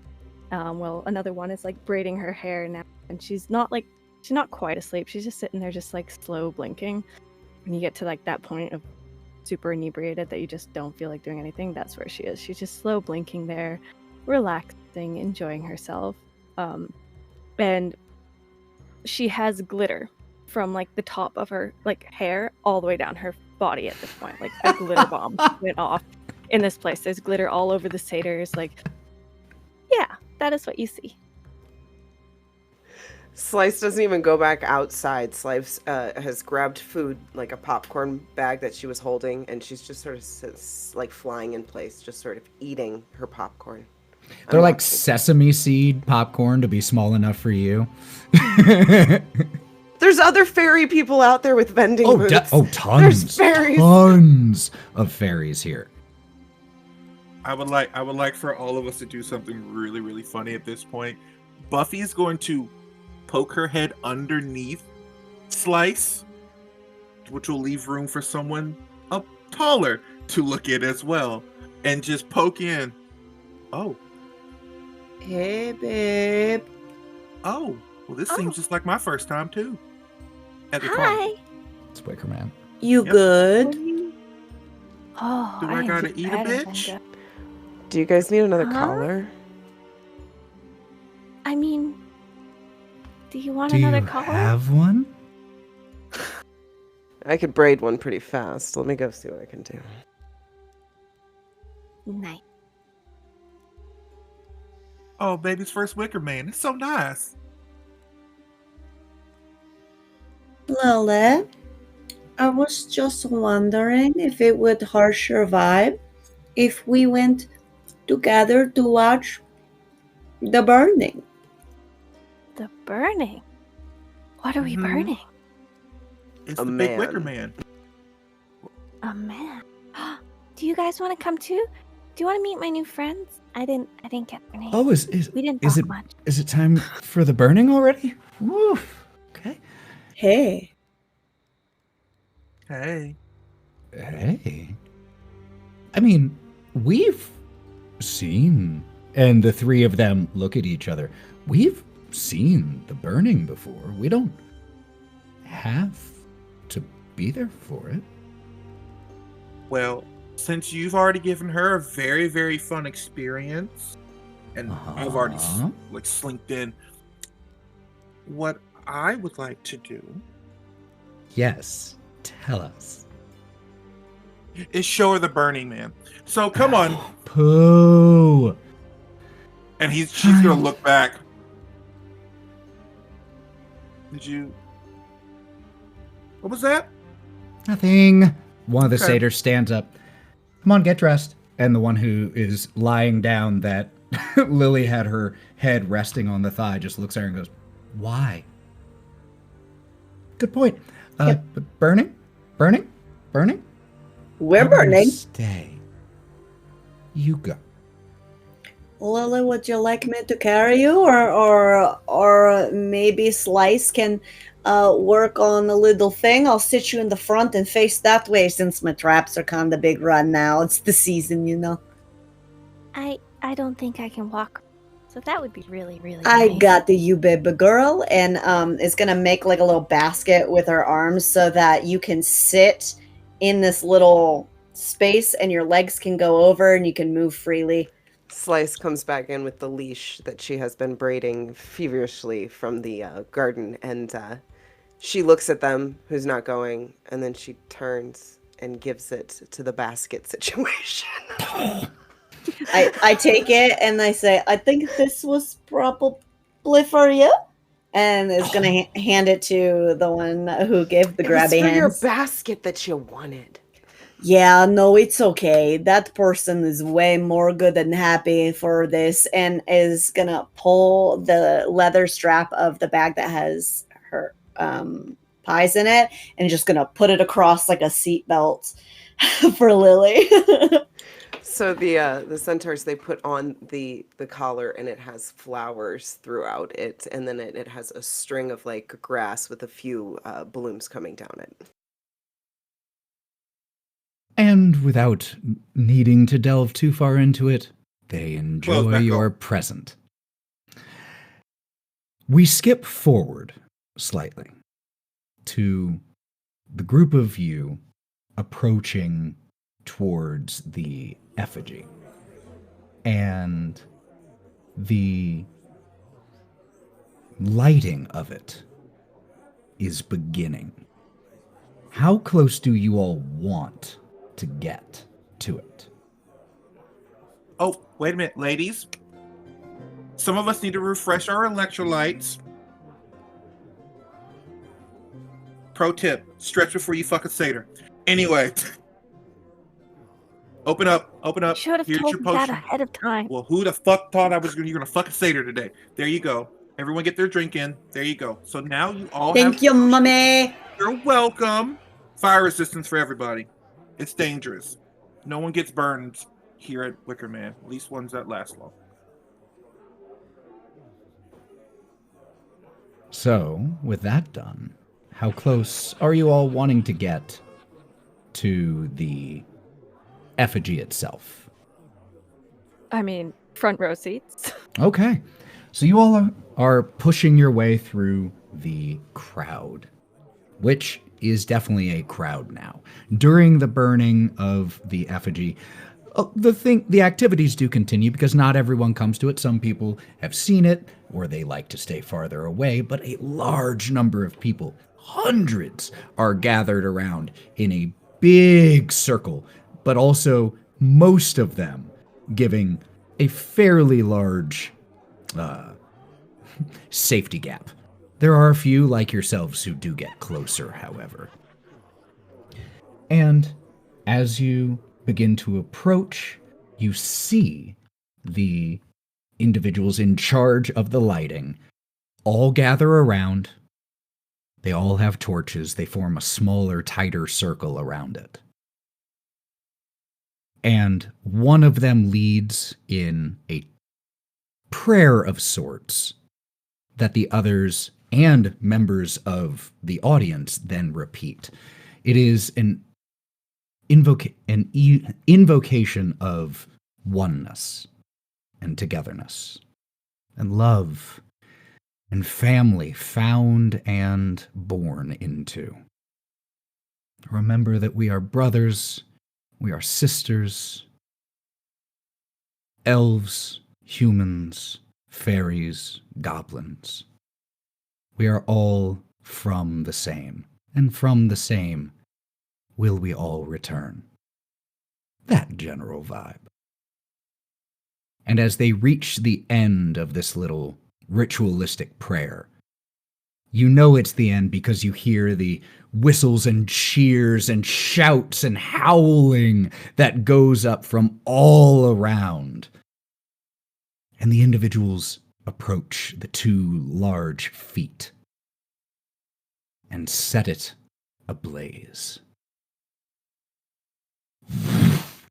The flames quickly rise up it as some type of combination between natural accelerant and magical accelerant causes the flames to spread quickly up the thighs of the effigy, 10 feet up, towards the midsection, 20 feet up, towards the abdomen and chest, 30 feet up.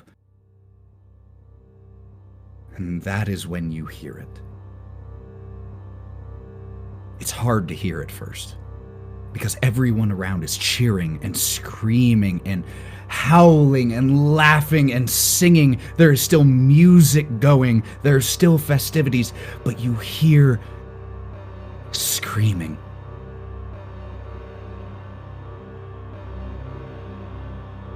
High-pitched, pained, panicked, a singular scream, and it is coming from the core, the abdominal section of the effigy itself. Help! Please! Help! And as those screams pierce through the crowd, which begins to fall a little silent.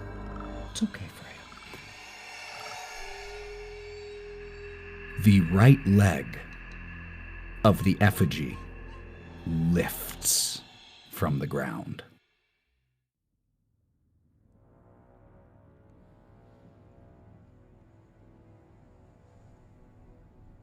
The screaming intensifies as the right leg of this effigy lifts and takes a huge stride, causing people gathered all around to run screaming. There are a few who are way too high for this, to the point that they think this is part of the show. Like, there's one human there, no, and gets pulled by his friends as he did not realize this is a problem. The fire has spread up past the chest, and as the first step comes crashing down, sending embers and flaming splinters to go flying. The head erupts in flame, the fire like a burning crown atop the head of this 35 or 40 foot tall effigy. Closer to 50, actually, if we're being honest. So, I need everyone, please, to roll me initiative.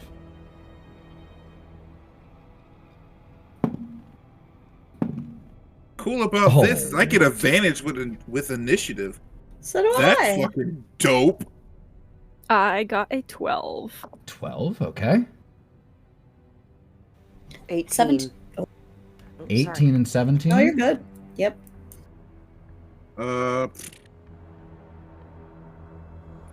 16. 16. All right. That's pretty clear. All right. Oh no, I rolled a nat 1 on the first one. Damn. So, if my understanding is correct, we have Slice, then Glenna, then Buffy, then Lily. 18, 17, 16, 12. Cool. Well, in that case, Slice. As the first thundering, fiery footstep comes down, people scattering, screaming. What are you doing? Just so you know, the general area that you're in is not a forested one. It is in an open glade. There are tents around, no permanent buildings. What are you doing?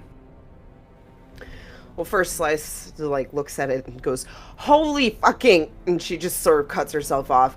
And then she looks over at Glenna, who she sees is just getting really, really revved up. And so the first thing she does is enlarge Glenna.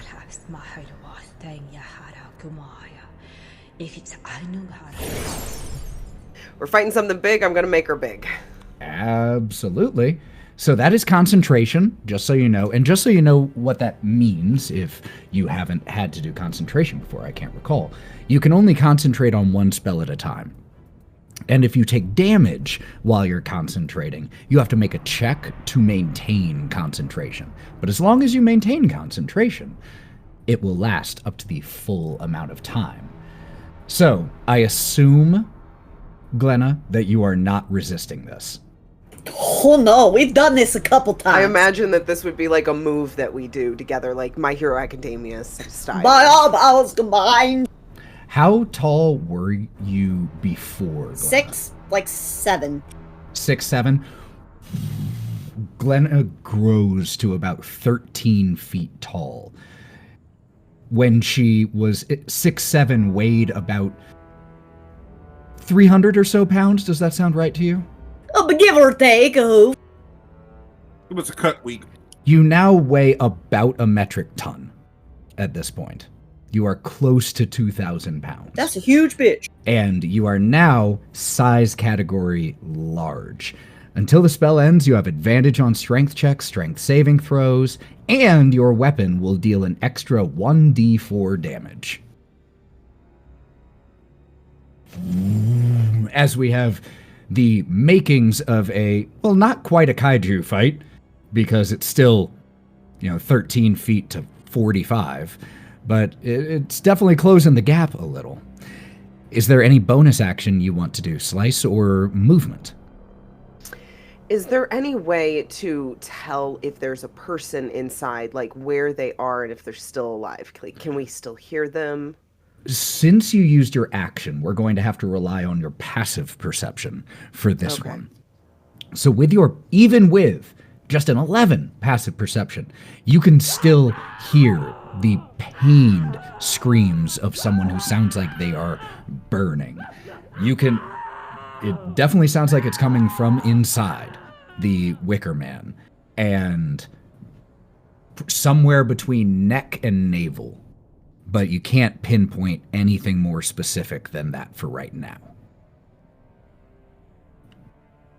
That will then, if that is the end of Slice's turn, unless there's something else you want to do, that will bring us to Glenna. Everybody get out of the way!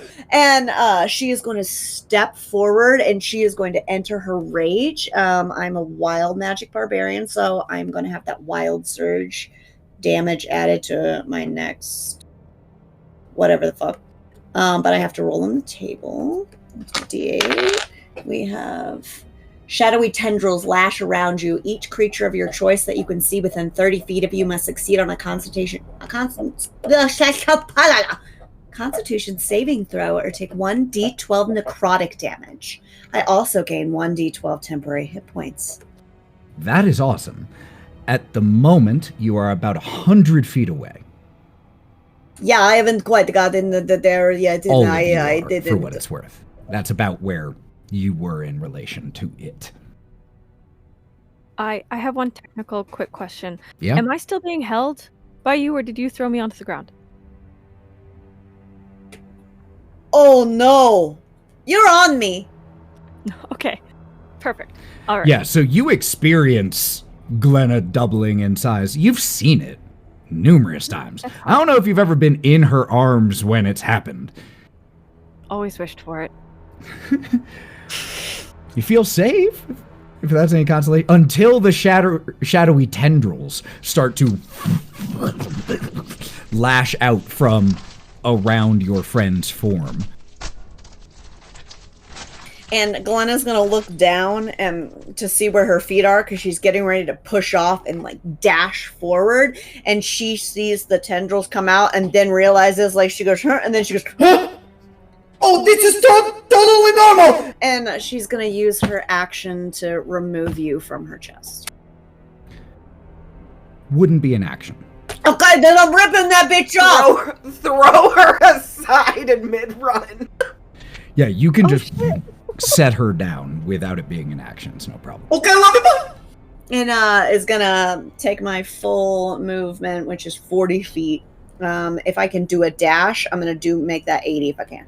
So you get within 20 feet of this huge burning effigy. You've been this close to the burning man before, but not when it was moving and alive.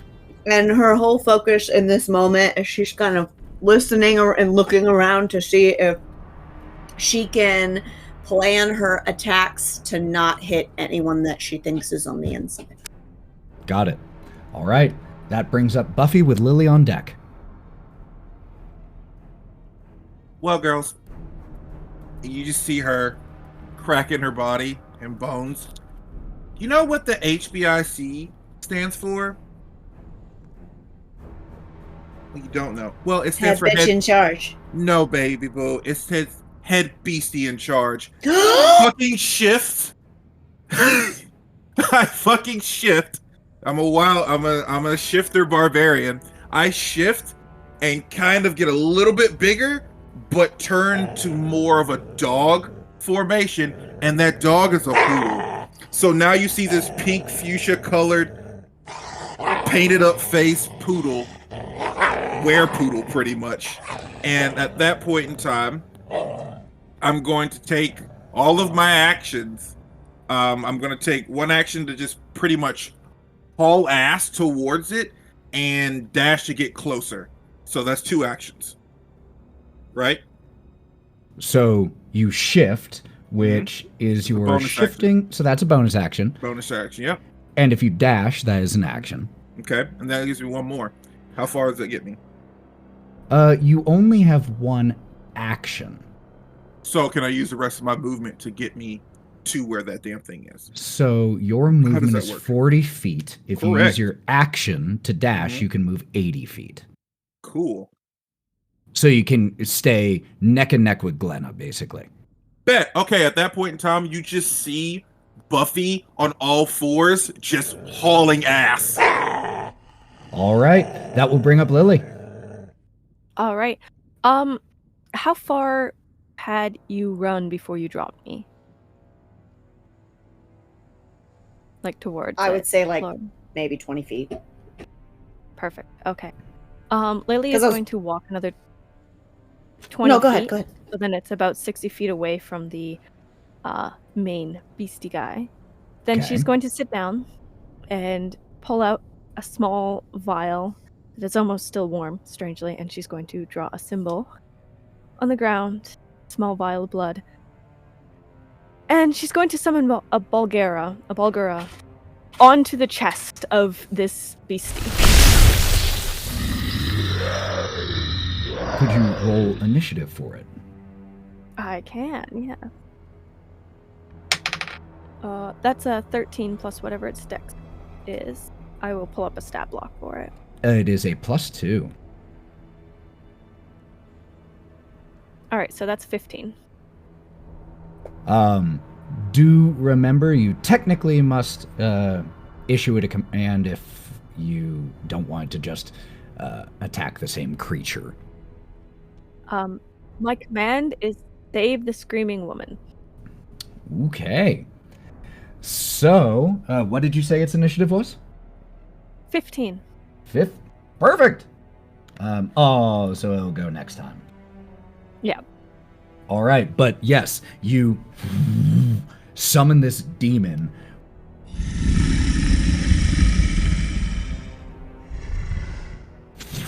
Appears on the chest of the Wickerman. And let me see something. It will immediately take... This will be halved because it has resistance. But immediately upon landing, it takes 2, that is already halved, fire damage from the flames of the Wickerman and begins to... You all see this demon is this huge, blue-skinned, red-furred, looks like a demonic ape. Incredibly long front muscular limbs, and begins to try to tear into the Wickerman. Alrighty. That's my turn. All right, that brings up said Wickerman, who was going to simply stomp and slam into the crowds of people, but now has a thing pulling at it, and is going to make 2 slam attacks against the demon on it. I thought that was going to be a damage I was going to take. Bless the So demon. the first one to hit is a 15. And the second one is a 17 to hit the Bargura. Bulgaria. 1 second, just pulling up stat block. I believe its AC is 15. AC is 15, yeah. Okay, well, in that case, the damage... Where's my other D10? It's going to be 14 bludgeoning damage plus 5 fire damage halved to 2. So that is a total of 16 damage to it on the first attack. Mean. Second attack, or actually, it is going to grapple that first one. And instead of making a second attack, is going to make a second grapple check. So this is going to be contested. The Wickerman is absolutely going to make an athletics check for this and not an acrobatics. Ooh, that's good. What'd you get? Not good. Only a 7. 19. But it's a grapple check. So what it does is it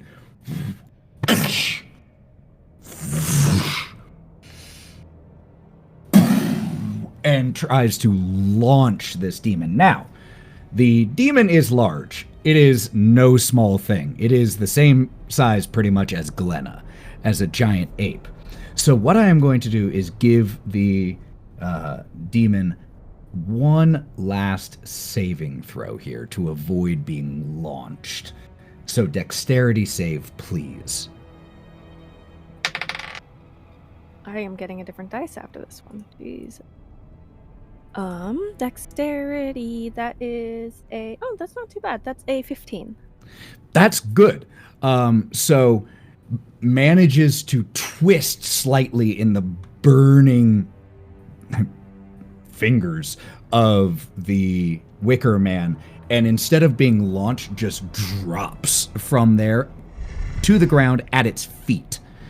So that will be, in terms of bludgeoning damage, because that was still 30 feet up, 8 non-magical bludgeoning damage, if magical matters at all for the demon.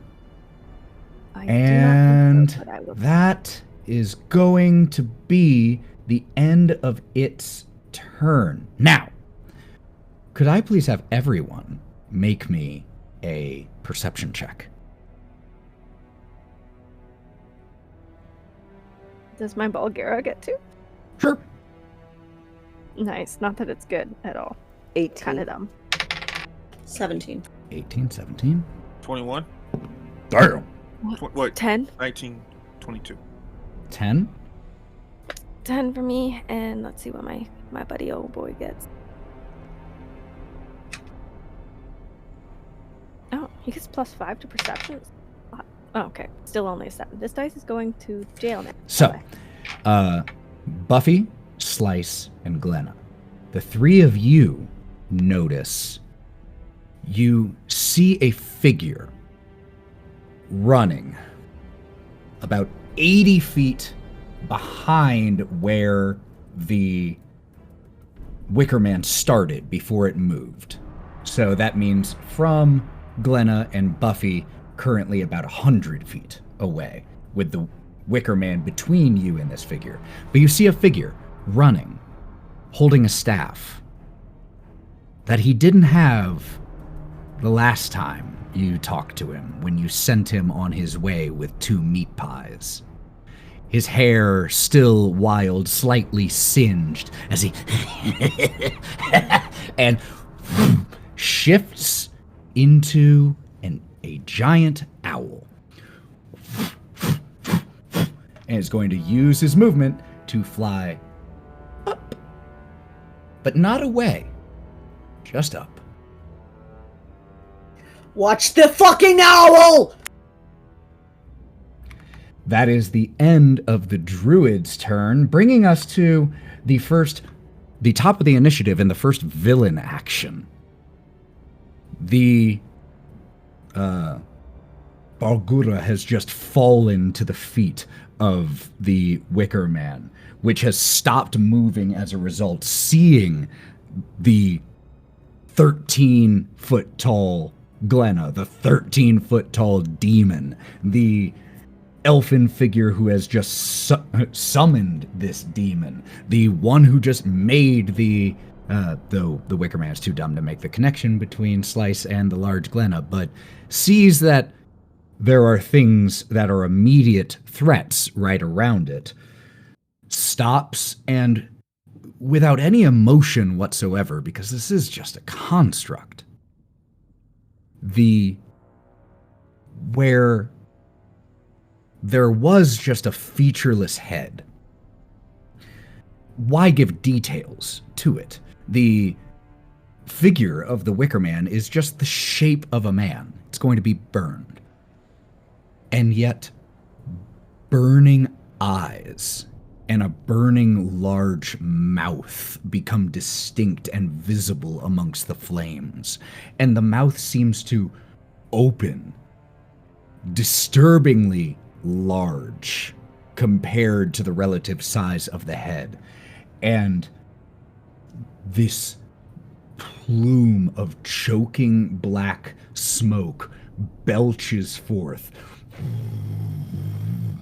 causing the area within 40 feet of the Wicker Man to be heavily obscured for the next... Sally, could you roll me a d6? 4. 4 for the next 2 rounds. And that is its villain action. That will bring us to the top of the order, which is Slice, then Glenna, then Buffy, then the Demon, then Lily. So, Slice!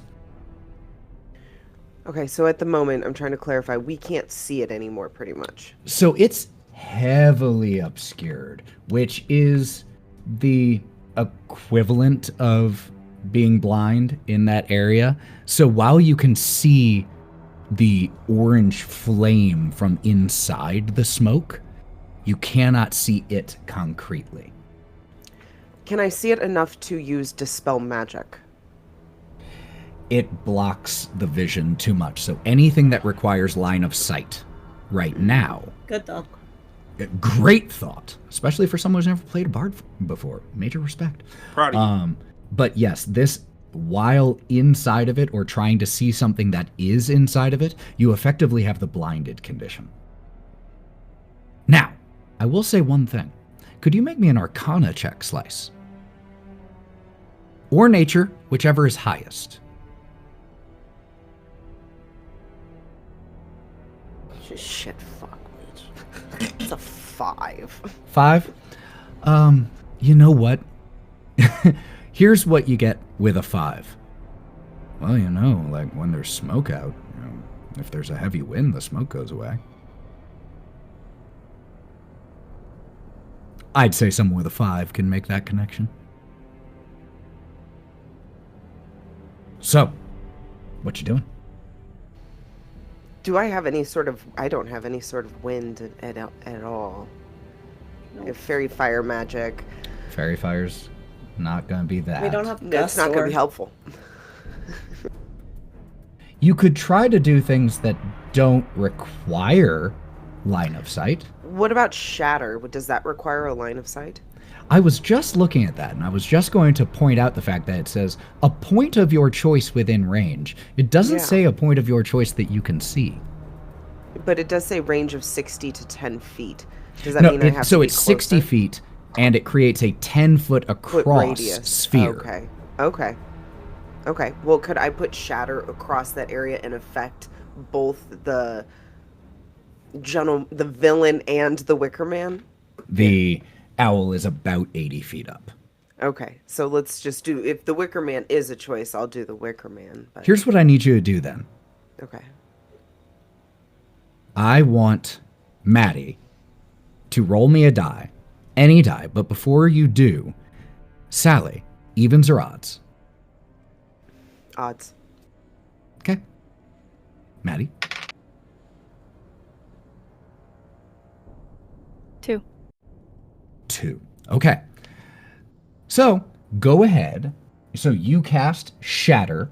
There is a incredibly loud noise from inside the plume of smoke. That is on the saving throw, the Constitution saving throw for the Wickerman is a 19. What was your spell save, according to your spells section, Slice, is 15. So it succeeded, but you still get to roll damage because it still takes half. Okay, so I roll the 20? Or what do I 3d8 damage. 3d8. Yeah, you don't have to roll to hit on that one. It rolls to save.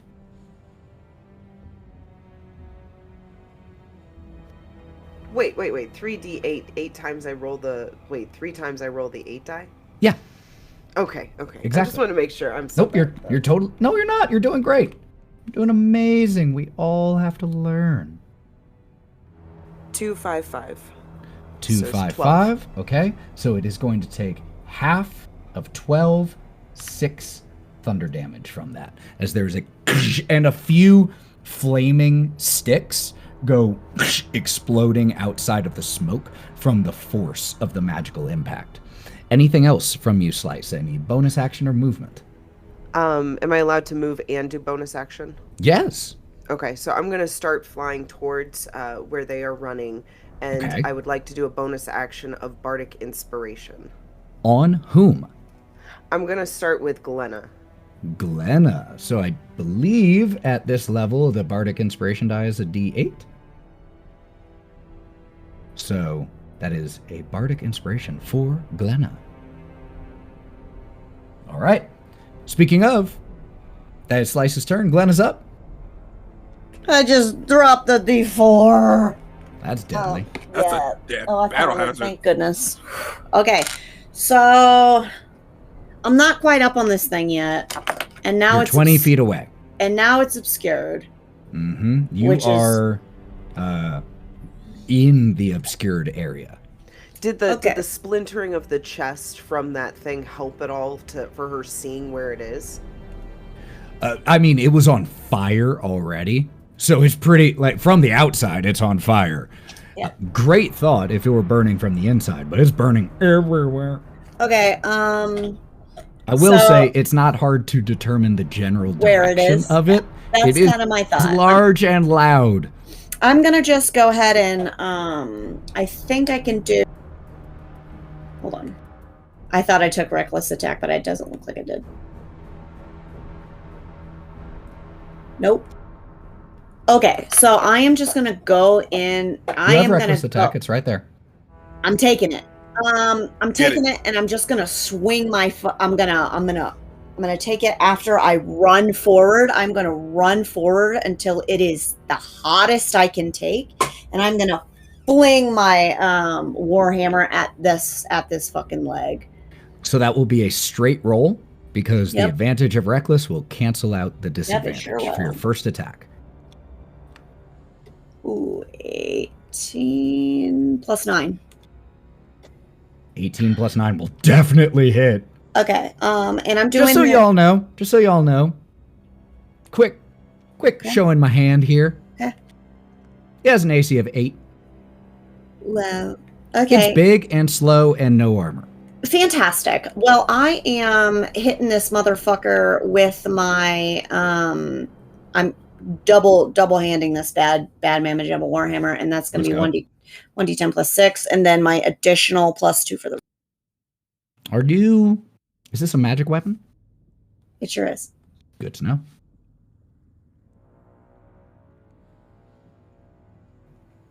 Ten damage on that first one, Okay. and then she is going to swing. I can only take reckless attack on the first one, so I'm going to swing for my second attack. Yeah. Okay. So this will be a Sweet. disadvantage this time. And then what does the Bardic Inspiration do for her? That gives her a die she can use when she wants, but it's one time. But it can be used on a lot of things. I hit Okay. 24. Yeah. Again, 8, And that is going to be 16 damage. 16. Damn. Yeah, you 2 slams into the leg of this thing. And You are going to take... Oh, that was minimum. 5 fire damage from those 2 attacks. Is it half since I took that potion? Yes. Baller. So the first one is still 1, so it's actually 3. 3, yeah. Okay. Because 1 can only be reduced down to 1.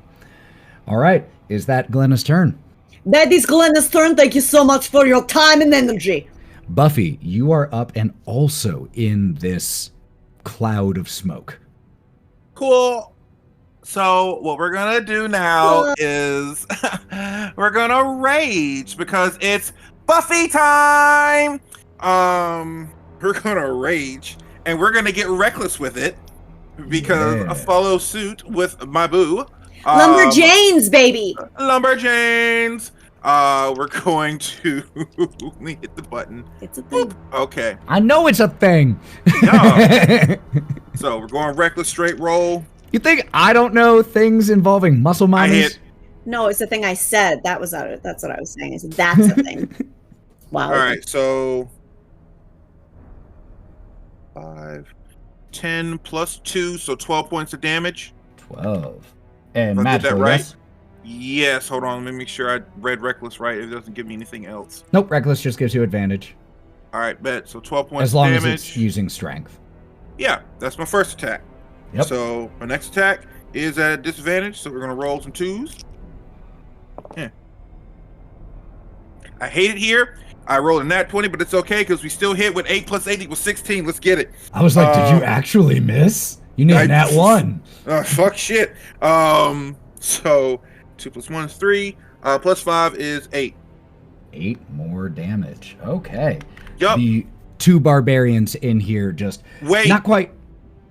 Question: is this goddamn thing considered a giant? Giant is a species. It is a giant thing. It isn't a giant. Okay. Either way, Technically. fuck it. It's I fine. literally just went and looked at the wording of your item like I was 10 like- seconds before you asked me. Yup. I was like, any creature, giant refers to any creature with a giant type, including entities and trolls. So No, that's it's okay. not a giant type. I'm sorry. It's okay. bro. I left the wrong one at home. It's all right. We left. How'd you know? we- How'd you know? Yep. It's fine. It's okay. I forgot to add my 1d4 damage from being enlarged. Can I add it now? Yes, twice. Okay, that is going to be 6 damage total. 6 more damage. Okay. Sorry about that. Sorry about No, that. that's a totally fair and quick retcon. Forgot I'm Buffy, fucking huge. That was your movement, bonus action, and action, yeah? Yep. Pretty much. Okay. That's It it. is now the Bargura's turn, who is right at its feet and has blind sight of 30 feet, which means that the smoke doesn't impact it. So what is your last issued order Was save the girl. So Yes. it is going to use its climb speed, because it has a climb speed, Why I to chose climb him. up to the chest area of this thing and begins to rip. So what I'm going to do is it's going to roll to hit and do damage with its fist. I'm going to have it do that. I'm going to have it do half damage because it's not purely seeking to do damage. It's looking to destroy a particular section. But it hits both times because it didn't roll a natural 1. And is going to... Oh, minimum, but that's 5, 9, so that is 14 half to 7. And now I am also going to keep track of the chest area health. Hey, Ethan. Yo, Because I'm dumb. Can you add like 4 damage on as well? Because I forgot to add my +2 for rage. For each yes, attack. sir. Thank you. It's I'm all learning. good. No, we're good. So, you can't see this happening. None of you can see this happening, but we can, because with the magic of having the camera, we can see through the smoke, and we see as this lumbering demon ape, giant ape with huge sharp tusks that come up from its bottom jaw,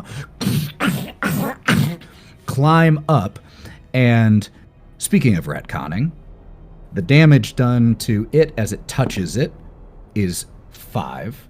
Are you keeping track of these, by the way? All right, so that's 5 for touching it, and 11 with the 2 attacks. So that's a total of 16. And to Buffy, 2, 10, 12 damage each, or halved because of your fire resistance. It's okay. That just uses my temp HP. I'm still good. So that is the demon's turn, and again, we can see that the camera looks over the demon's shoulder for a moment as it is punching with these huge watermelon-sized fists into this chest of the Wickerman, pulling pieces apart, and just barely through the flames and the tinder can we see a body, a form, lying prone, alive or unconscious. I don't know, but we see it. And that brings us to Lily. Lily is going to, with her eyes still closed, point up with 2 fingers and cast Eldritch Blast twice at the owl. Ooh, at the owl. Okay. What's your range? 120 feet. Heck yeah, let's go. Sling those spells, girl. Sling them. Okay, so that was a... Sorry, just gotta see what my attack bonus is. I'm not used to playing. Okay, so that was a 24 and then a 12. To hit, the 24 will hit, the 12 will just barely miss this one. Alright. Actually, wait, giant owl. Both hit. Perfect, thank you. So that will be a 10 and a 12 points of force damage. Damn it. Okay, you... The first one impacts, and in the tail of force energy, your second is already sent. Impact, and you watch as the owl form disappears. And about 60 feet up in the air, or about 70 feet up in the air, is that same druid, who begins to plummet. Is that the end of your turn? All right. Yeah. That will bring up the Wickerman. The Wickerman's going to make some attacks at you two who are attacking it, just so you know. And they're going to be at advantage because you both went reckless, and it has blindsight. Yerp.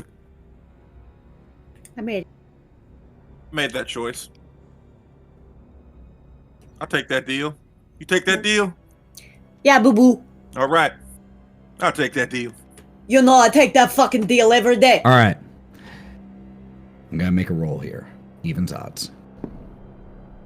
Evens.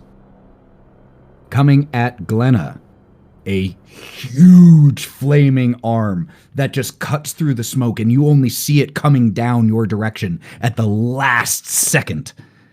Nat 20 with advantage. So that is going to be 34 to start, followed by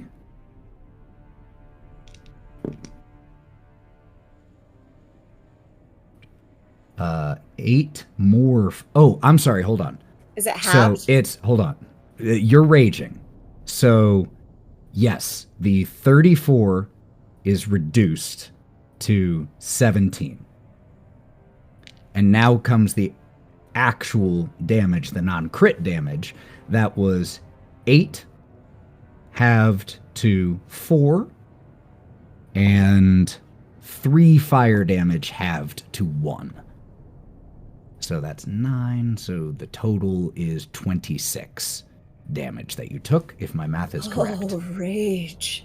Yeah, it's a beautiful thing, isn't it? Oof, you said that, and I was like, oh, buddy. And then I was like, oh, raging. And then, luckily not a crit, Buffy, you are expecting the same, and you've prepared yourself for it.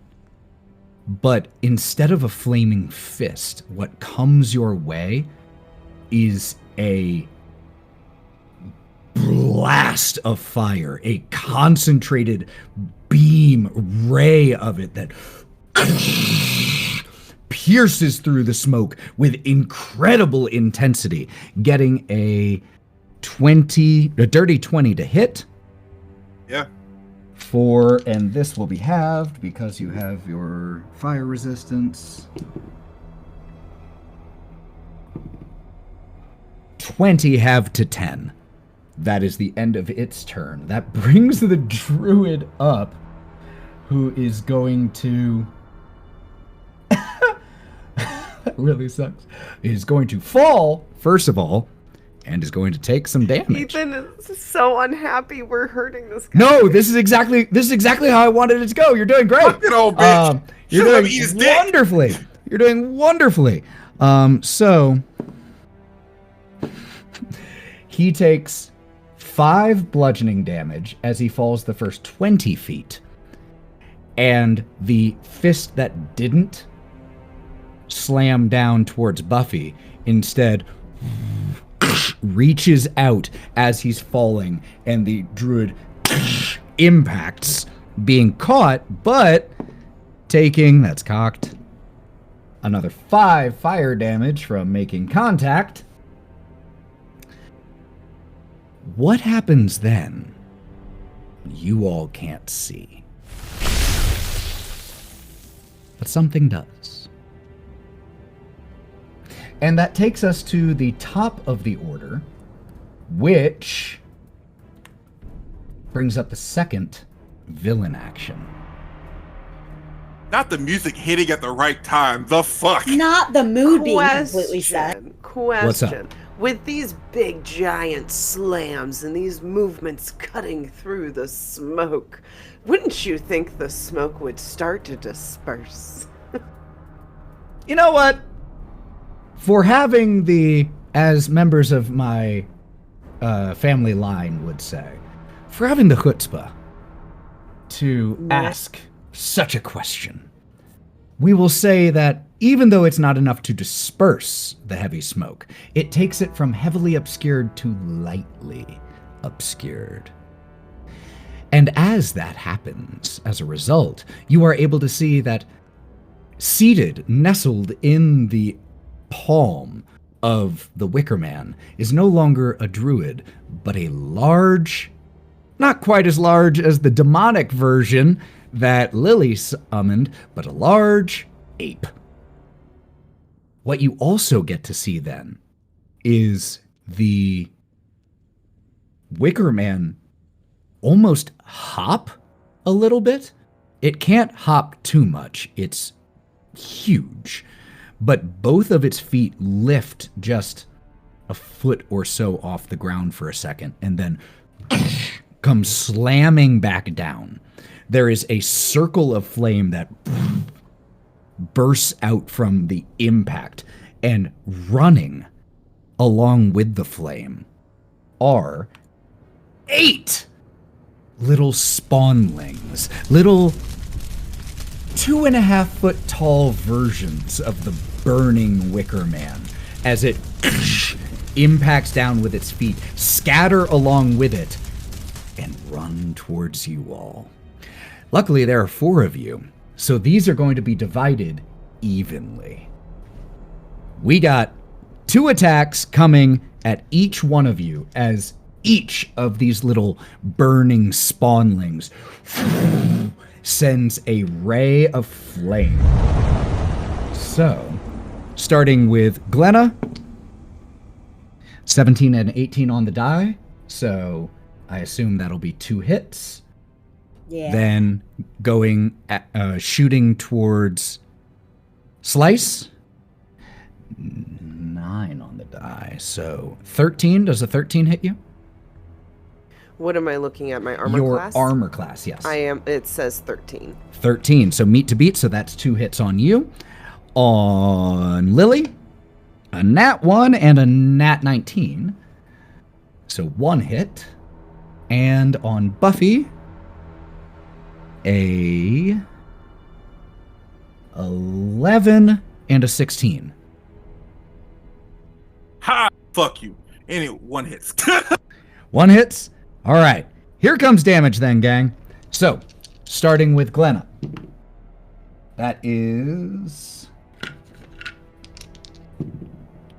Glenna, you are going to take 22 fire damage, halved to 11. Slice, you are going to take 8. Whoo, damn. 30 fire damage, halved to 15, because you also had a fire resistance potion. Good thing y'all found that cart. To, There you go, baby girl. Lily, 15, Thanks. halved to 7. And to Buffy, 20, halved to 10. God damn. Okay. 2d12 on each hit. Yeah. Hell yeah. All right. That is the... And they're still there, by the way. They're still around. But they are burning away to ash fairly quickly. Slice, you are up. I saw this and I've been trying to find it where I cast something that stops bludgeoning attacks damage on myself, but It's your True Strike. It's on your cantrips. Or Blade Ward, maybe. Blade Ward Blade is Ward, what you're yeah. thinking of. Is There that we a go. concentration? I got it spell, second. No, it's not, but it Nope. only lasts 1 round. That's the trade-off. though? All right. So it's not concentration, but it only lasts 1 round. And it's a cantrip, so it doesn't take an action or a bonus action? Or It no? still it. takes an action to cast. It Okay. just doesn't take a spell slot. You can do it infinitely. Okay. I want to... So I have 2 of them attacking me right now. in They're this attacking situation. you from a bit of a distance with the blazing fire, but they are running your way, yeah. Okay, and then would my Blade Ward dispel what they are throwing at me? I'm just curious. Fire, no. Fire No, damage okay. is a different damage type. Okay. What Blade Ward deals with is things like clubs and swords and arrows. Okay, I'm going to do a Dispel Magic at them. On what? On whom? You have to pick a target for it. So who Can would I you do like it to on the choose? little younglings or the little guys that are attacking us, the mini-me's of the Wickerman? Sure. And you know what? I'll say, now this is your call, but I'll make you a deal. If you cast it at 4th level instead of at 3rd level, so if you upcast it and use a bigger spell slot, I'll let you roll a d6 and it will get rid of that many of them. You like that deal? It's a pretty good deal. Yes, I will do the 4th level. Okay. So then, what I need you to do is 2 things. First, could you roll me a d6? And then could you roll me a d20? Let's start with a d6. It's a 1. So 2 of them. So you'll get 2 of them. So the 2 that were firing at you, what does it look like as you cast Dispel Magic and they just fall back to the ground as piles of twigs?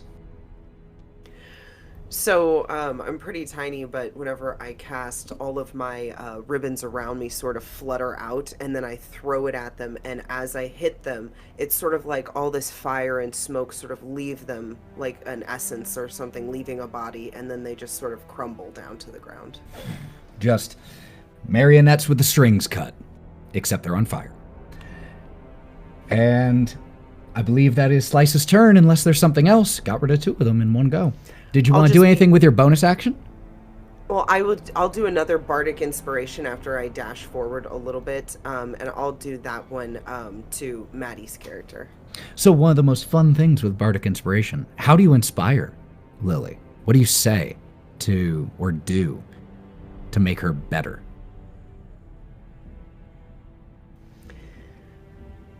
It's more of an encouragement speech mixed with some sort of music of like an uplifting speech done by sports people, something to draw out the passion inside of her, to really make her just enrage inside like the barbarian's already doing, so she can really tap into that elven rage that she has in her. That is amazing. All right, Bardic Inspiration to Lily. With that done, Glenna, you are up.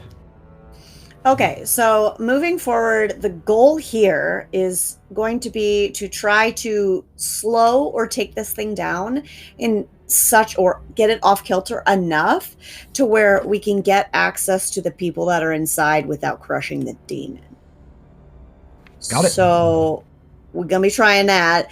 And Glenna feels like, since we're lumberjaning it, we are hacking at this leg here, right? We can kind of influence the way it falls, if at all possible, based on how we're hacking at it, right? Yeah, I mean, sure. In my brain, that's the way it feels, unless I have to Hey. goring rush this, which I'll do if I've got it. But I'm just going to go ahead and, do what barbarians do and swing my warhammer twice.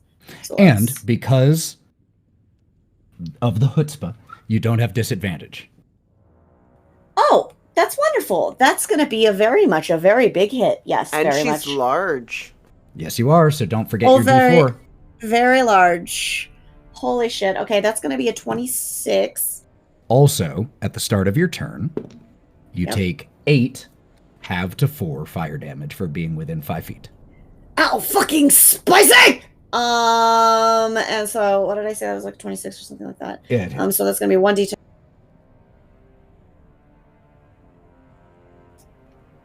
So that's going to be 17. 18. 18. As you hit, take another 3 that's already halved. Fire damage. Okay, I got to roll that. How's Glenna looking now that we Where- can see Glenna? Where talking about? I Half. have to touch you to heal you. Don't die. 16 to hit the second one. Yeah, you know it hits. It's an 8. I- It's double its AC. I'm just keeping it honest, man. I appreciate it. 19 damage on the second. Sorry, math is very hard for me as a 19 person. damage and 10 half to 5 for you. As every time you hit, there are just gouts of flame. And sometimes it's from the heat is so intense inside of the Wickerman that when the exterior of it is weakened at all, it almost explodes outward with the increased oxygen flow. And so the damage that you're getting is both a combination of fire and burning, but also splinters and cuts as you are bashing away. And which leg were you attacking, left or right? Left is what I Left. envisioned. It is cracked, barely supporting the weight anymore, to the point Okay. that the entire thing is leaning more to the right. Because that Okay. is the one that can still support weight. Glenna is going to sidestep, giving an open shot for Beba Guru. Okay. Buffy, you're up. Cool. How far are those fuckers that threw fire at me? Oh, right next to you. Cool. Well, they're magic, so I don't think I'd get an opportunity attack to hit me, so fuck them. I'm just gonna wait, where's the fun part? I got this thing called Beat Your Soul Jumping. I'm just gonna jump over them.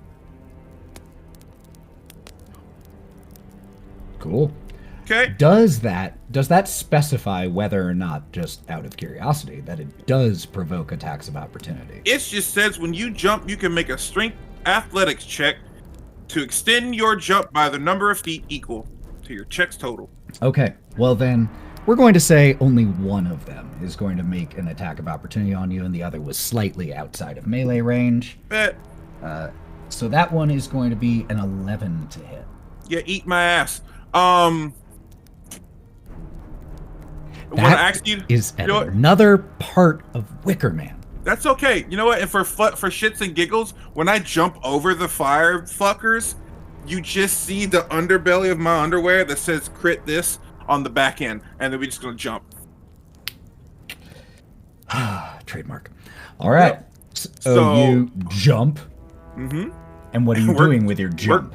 We're jumping closer to that big fucker, Hmm? right on it, and swinging the fuck out of it.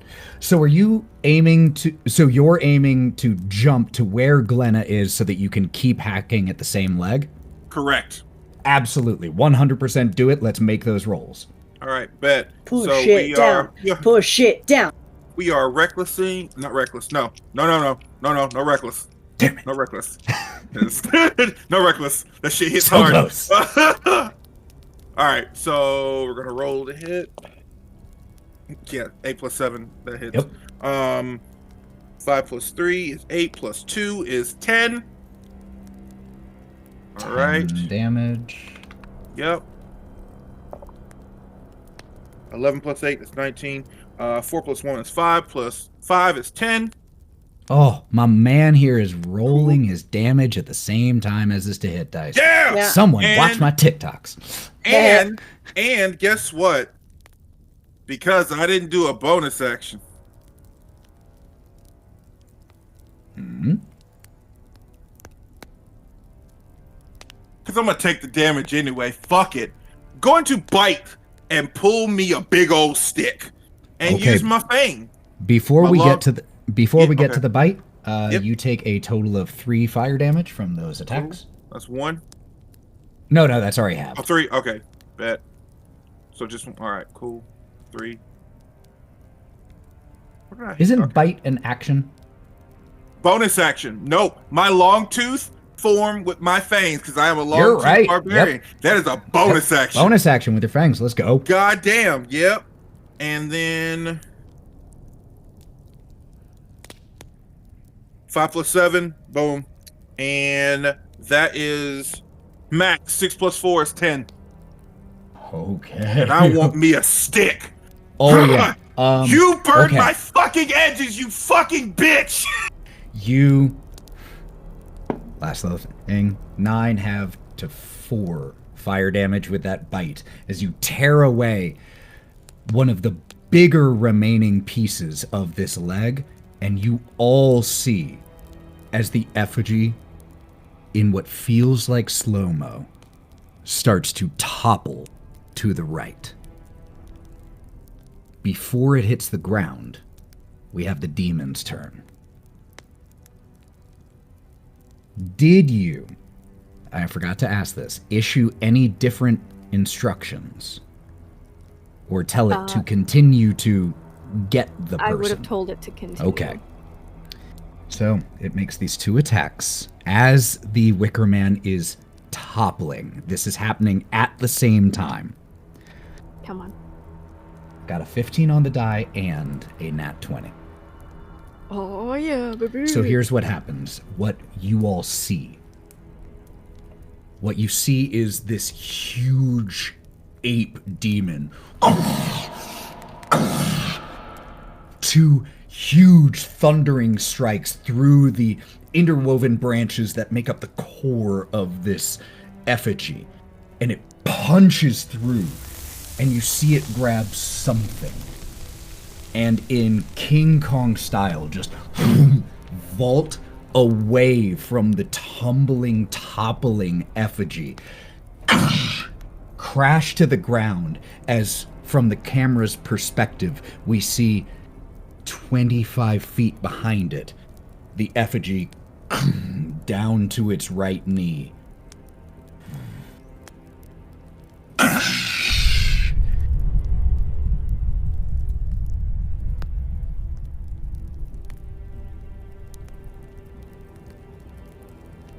And hit the ground and explode into a carpet of burning planks and twigs and brambles.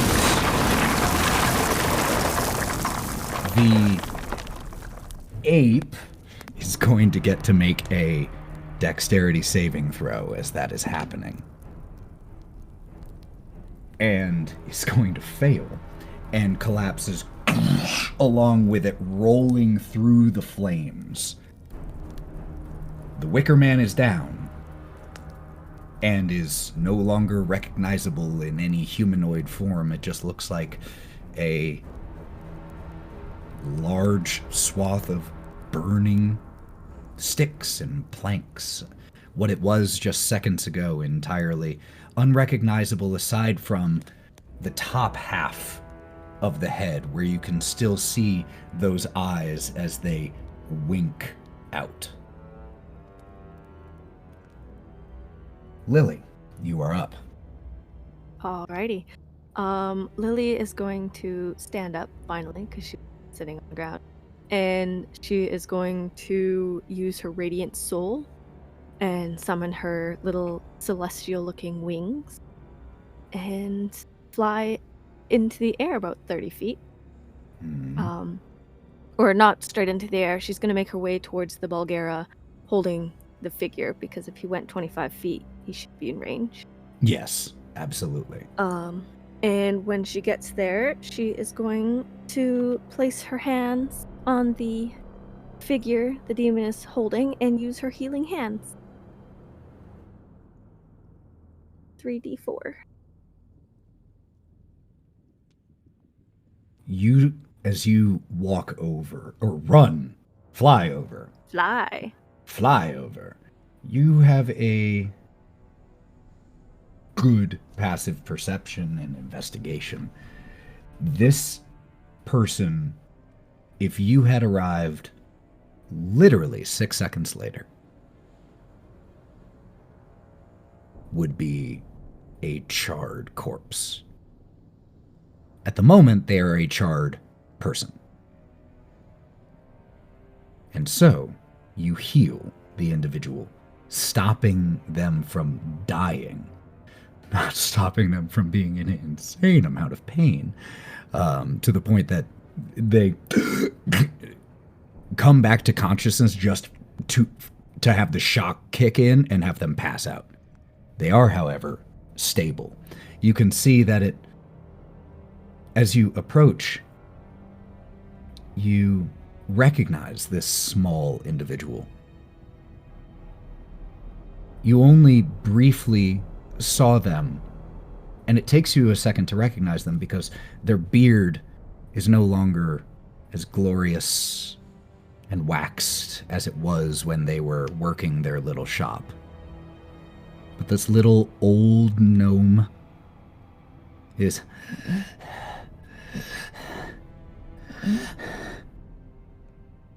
alive, if not well.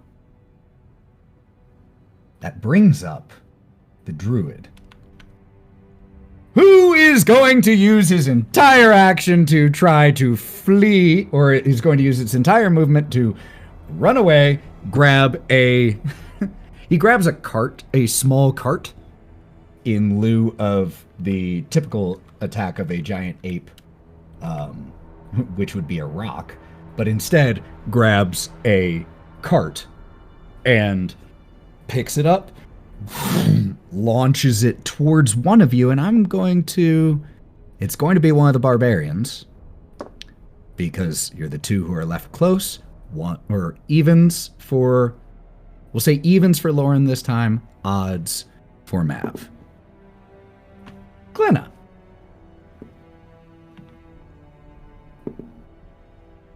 Does a 25 hit you?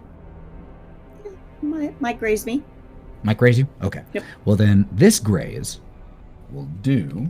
Oh, God. He threw a 50 cal at you. What the Full fuck? powered. Like a mid-sized sedan. It's fine, I got it. My cabbages. 25 halved to 12. Ethan, does he count as a humanoid right now? Who? The person you're healing or the druid? The person who's turned into a ape. No. It's a beast. Shit. Okay. For mine. You do take on the creature's type when you polymorph. Okay. Had to check. Excellent question. Slice, what are you doing? It's your turn. And we don't have any villain actions left because you killed the villain. At least the big one. So the only villain left is the big monkey. The giant ape or the druid who is polymorphed into the giant ape. Yep. How far away is he from me, From would you you? estimate? I About mean, 70 I'm feet. behind everybody still. So about Okay. 70 feet. I'm trying to debate if I want to try and murder this guy. That's a fair question. You do probably, right? Yeah. I mean, come on. Well, let's try. We have another dispel magic. We could do. I don't know which one you had me do. You had me do the 4th level one. I could do a 3rd level one.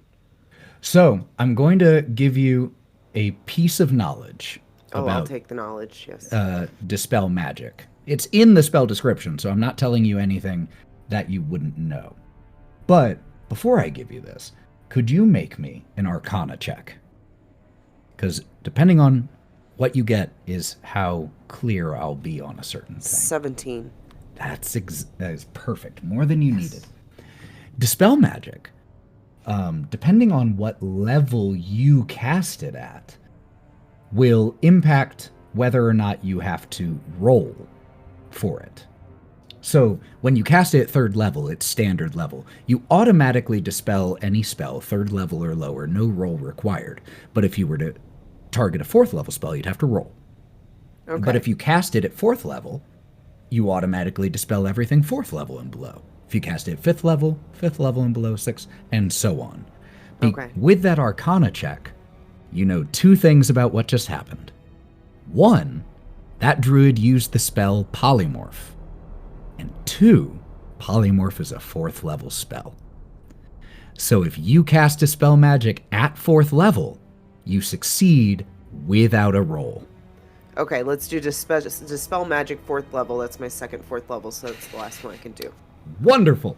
So as you run close or you're plenty close to cast this, and you once again begin to cast Dispel Magic, we see as the ape was grabbing another cart, lifting it overhead, getting ready to chuck it as the Dispel Magic takes effect, and the cart falls down atop of him, pinning him below, and ending combat. We are out of initiative order. Yay! That doesn't mean everything around here is great right now. Keep in mind, all of this under a minute. Technically, with D&D timing, it Time's took a construct. about a minute and a half just for the purpose of narrative. It hasn't been long. There are still people around, but obviously they've scattered quite far. But some have started to move back a little bit closer, having seen the Wickerman topple.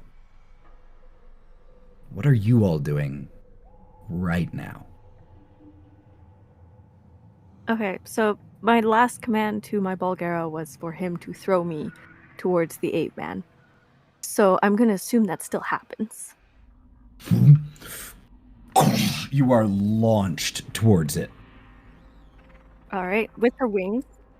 Oh, you got your wings With still her out, right? wings, she's still able to fly. She's going to basically glide like a honey glider, Love it. and land directly on the chest of Wickerman.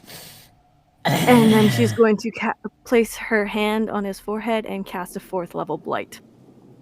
Jesus Christ! Okay.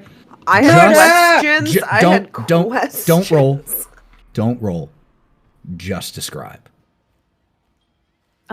She looks down at him, and she looks pissed off. How dare you ruin my first festival? And she's just gonna blight him, starting at the starting on his forehead and just slowly rot him into the ground.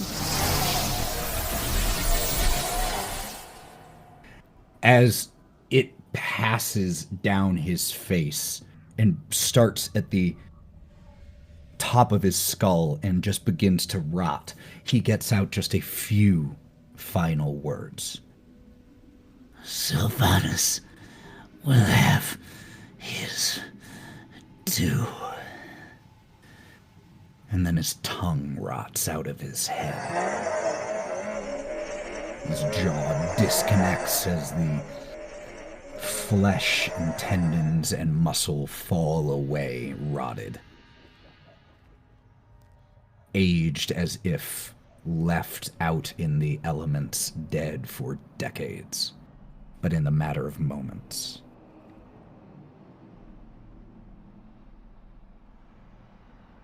What about the rest of you? Oh, I was flying over to my captive person who I was going to talk to when Lilith just, Lil came in and just killed. So here I am just right next to Lil going, whoa, girl! Glenna is, now that she saw Lil fly over to the fucking, and then you're over there, she puts her hands, she lets her warhammer slide down and kind of hit the dirt. And she's kind of got her hands on her knees and she takes a big deep breath. But this is, whoosh, would you call this a bad trip? No, you didn't. Gee, girl. As I'm just a giant dog. Girl, what are you... What? Slice, you are a performer. You've been in performances where unexpected things have occurred, problems on set, hecklers. So you recognize the energy as you are still a little above the ground, able to look around as the people who man Wickerman start to try to get the energy back up. Music trying to start playing as blessedly no one really was hurt. And a huge spectral image of an elven man appears about the same height as not a man, non-binary individual, appears where the Wickerman stood moments earlier. You can see even through the spectral form that the individual here, who you recognize as Lyrian Silverstrings, says, "Protesters, am I right? Let's get the party started again." And begins to perform an entire set as a 50-foot tall spectral version of themselves. And slowly, takes a little while, the mood of Wickerman returns as the indomitable spirit of those just seeking to live life and love conquers those who tried to stop it. And that's where we'll close night 1 of Weekend at Wickerman. Thank you all so much for playing this one-shot and for being here with us as we told this story. We appreciate you all so much.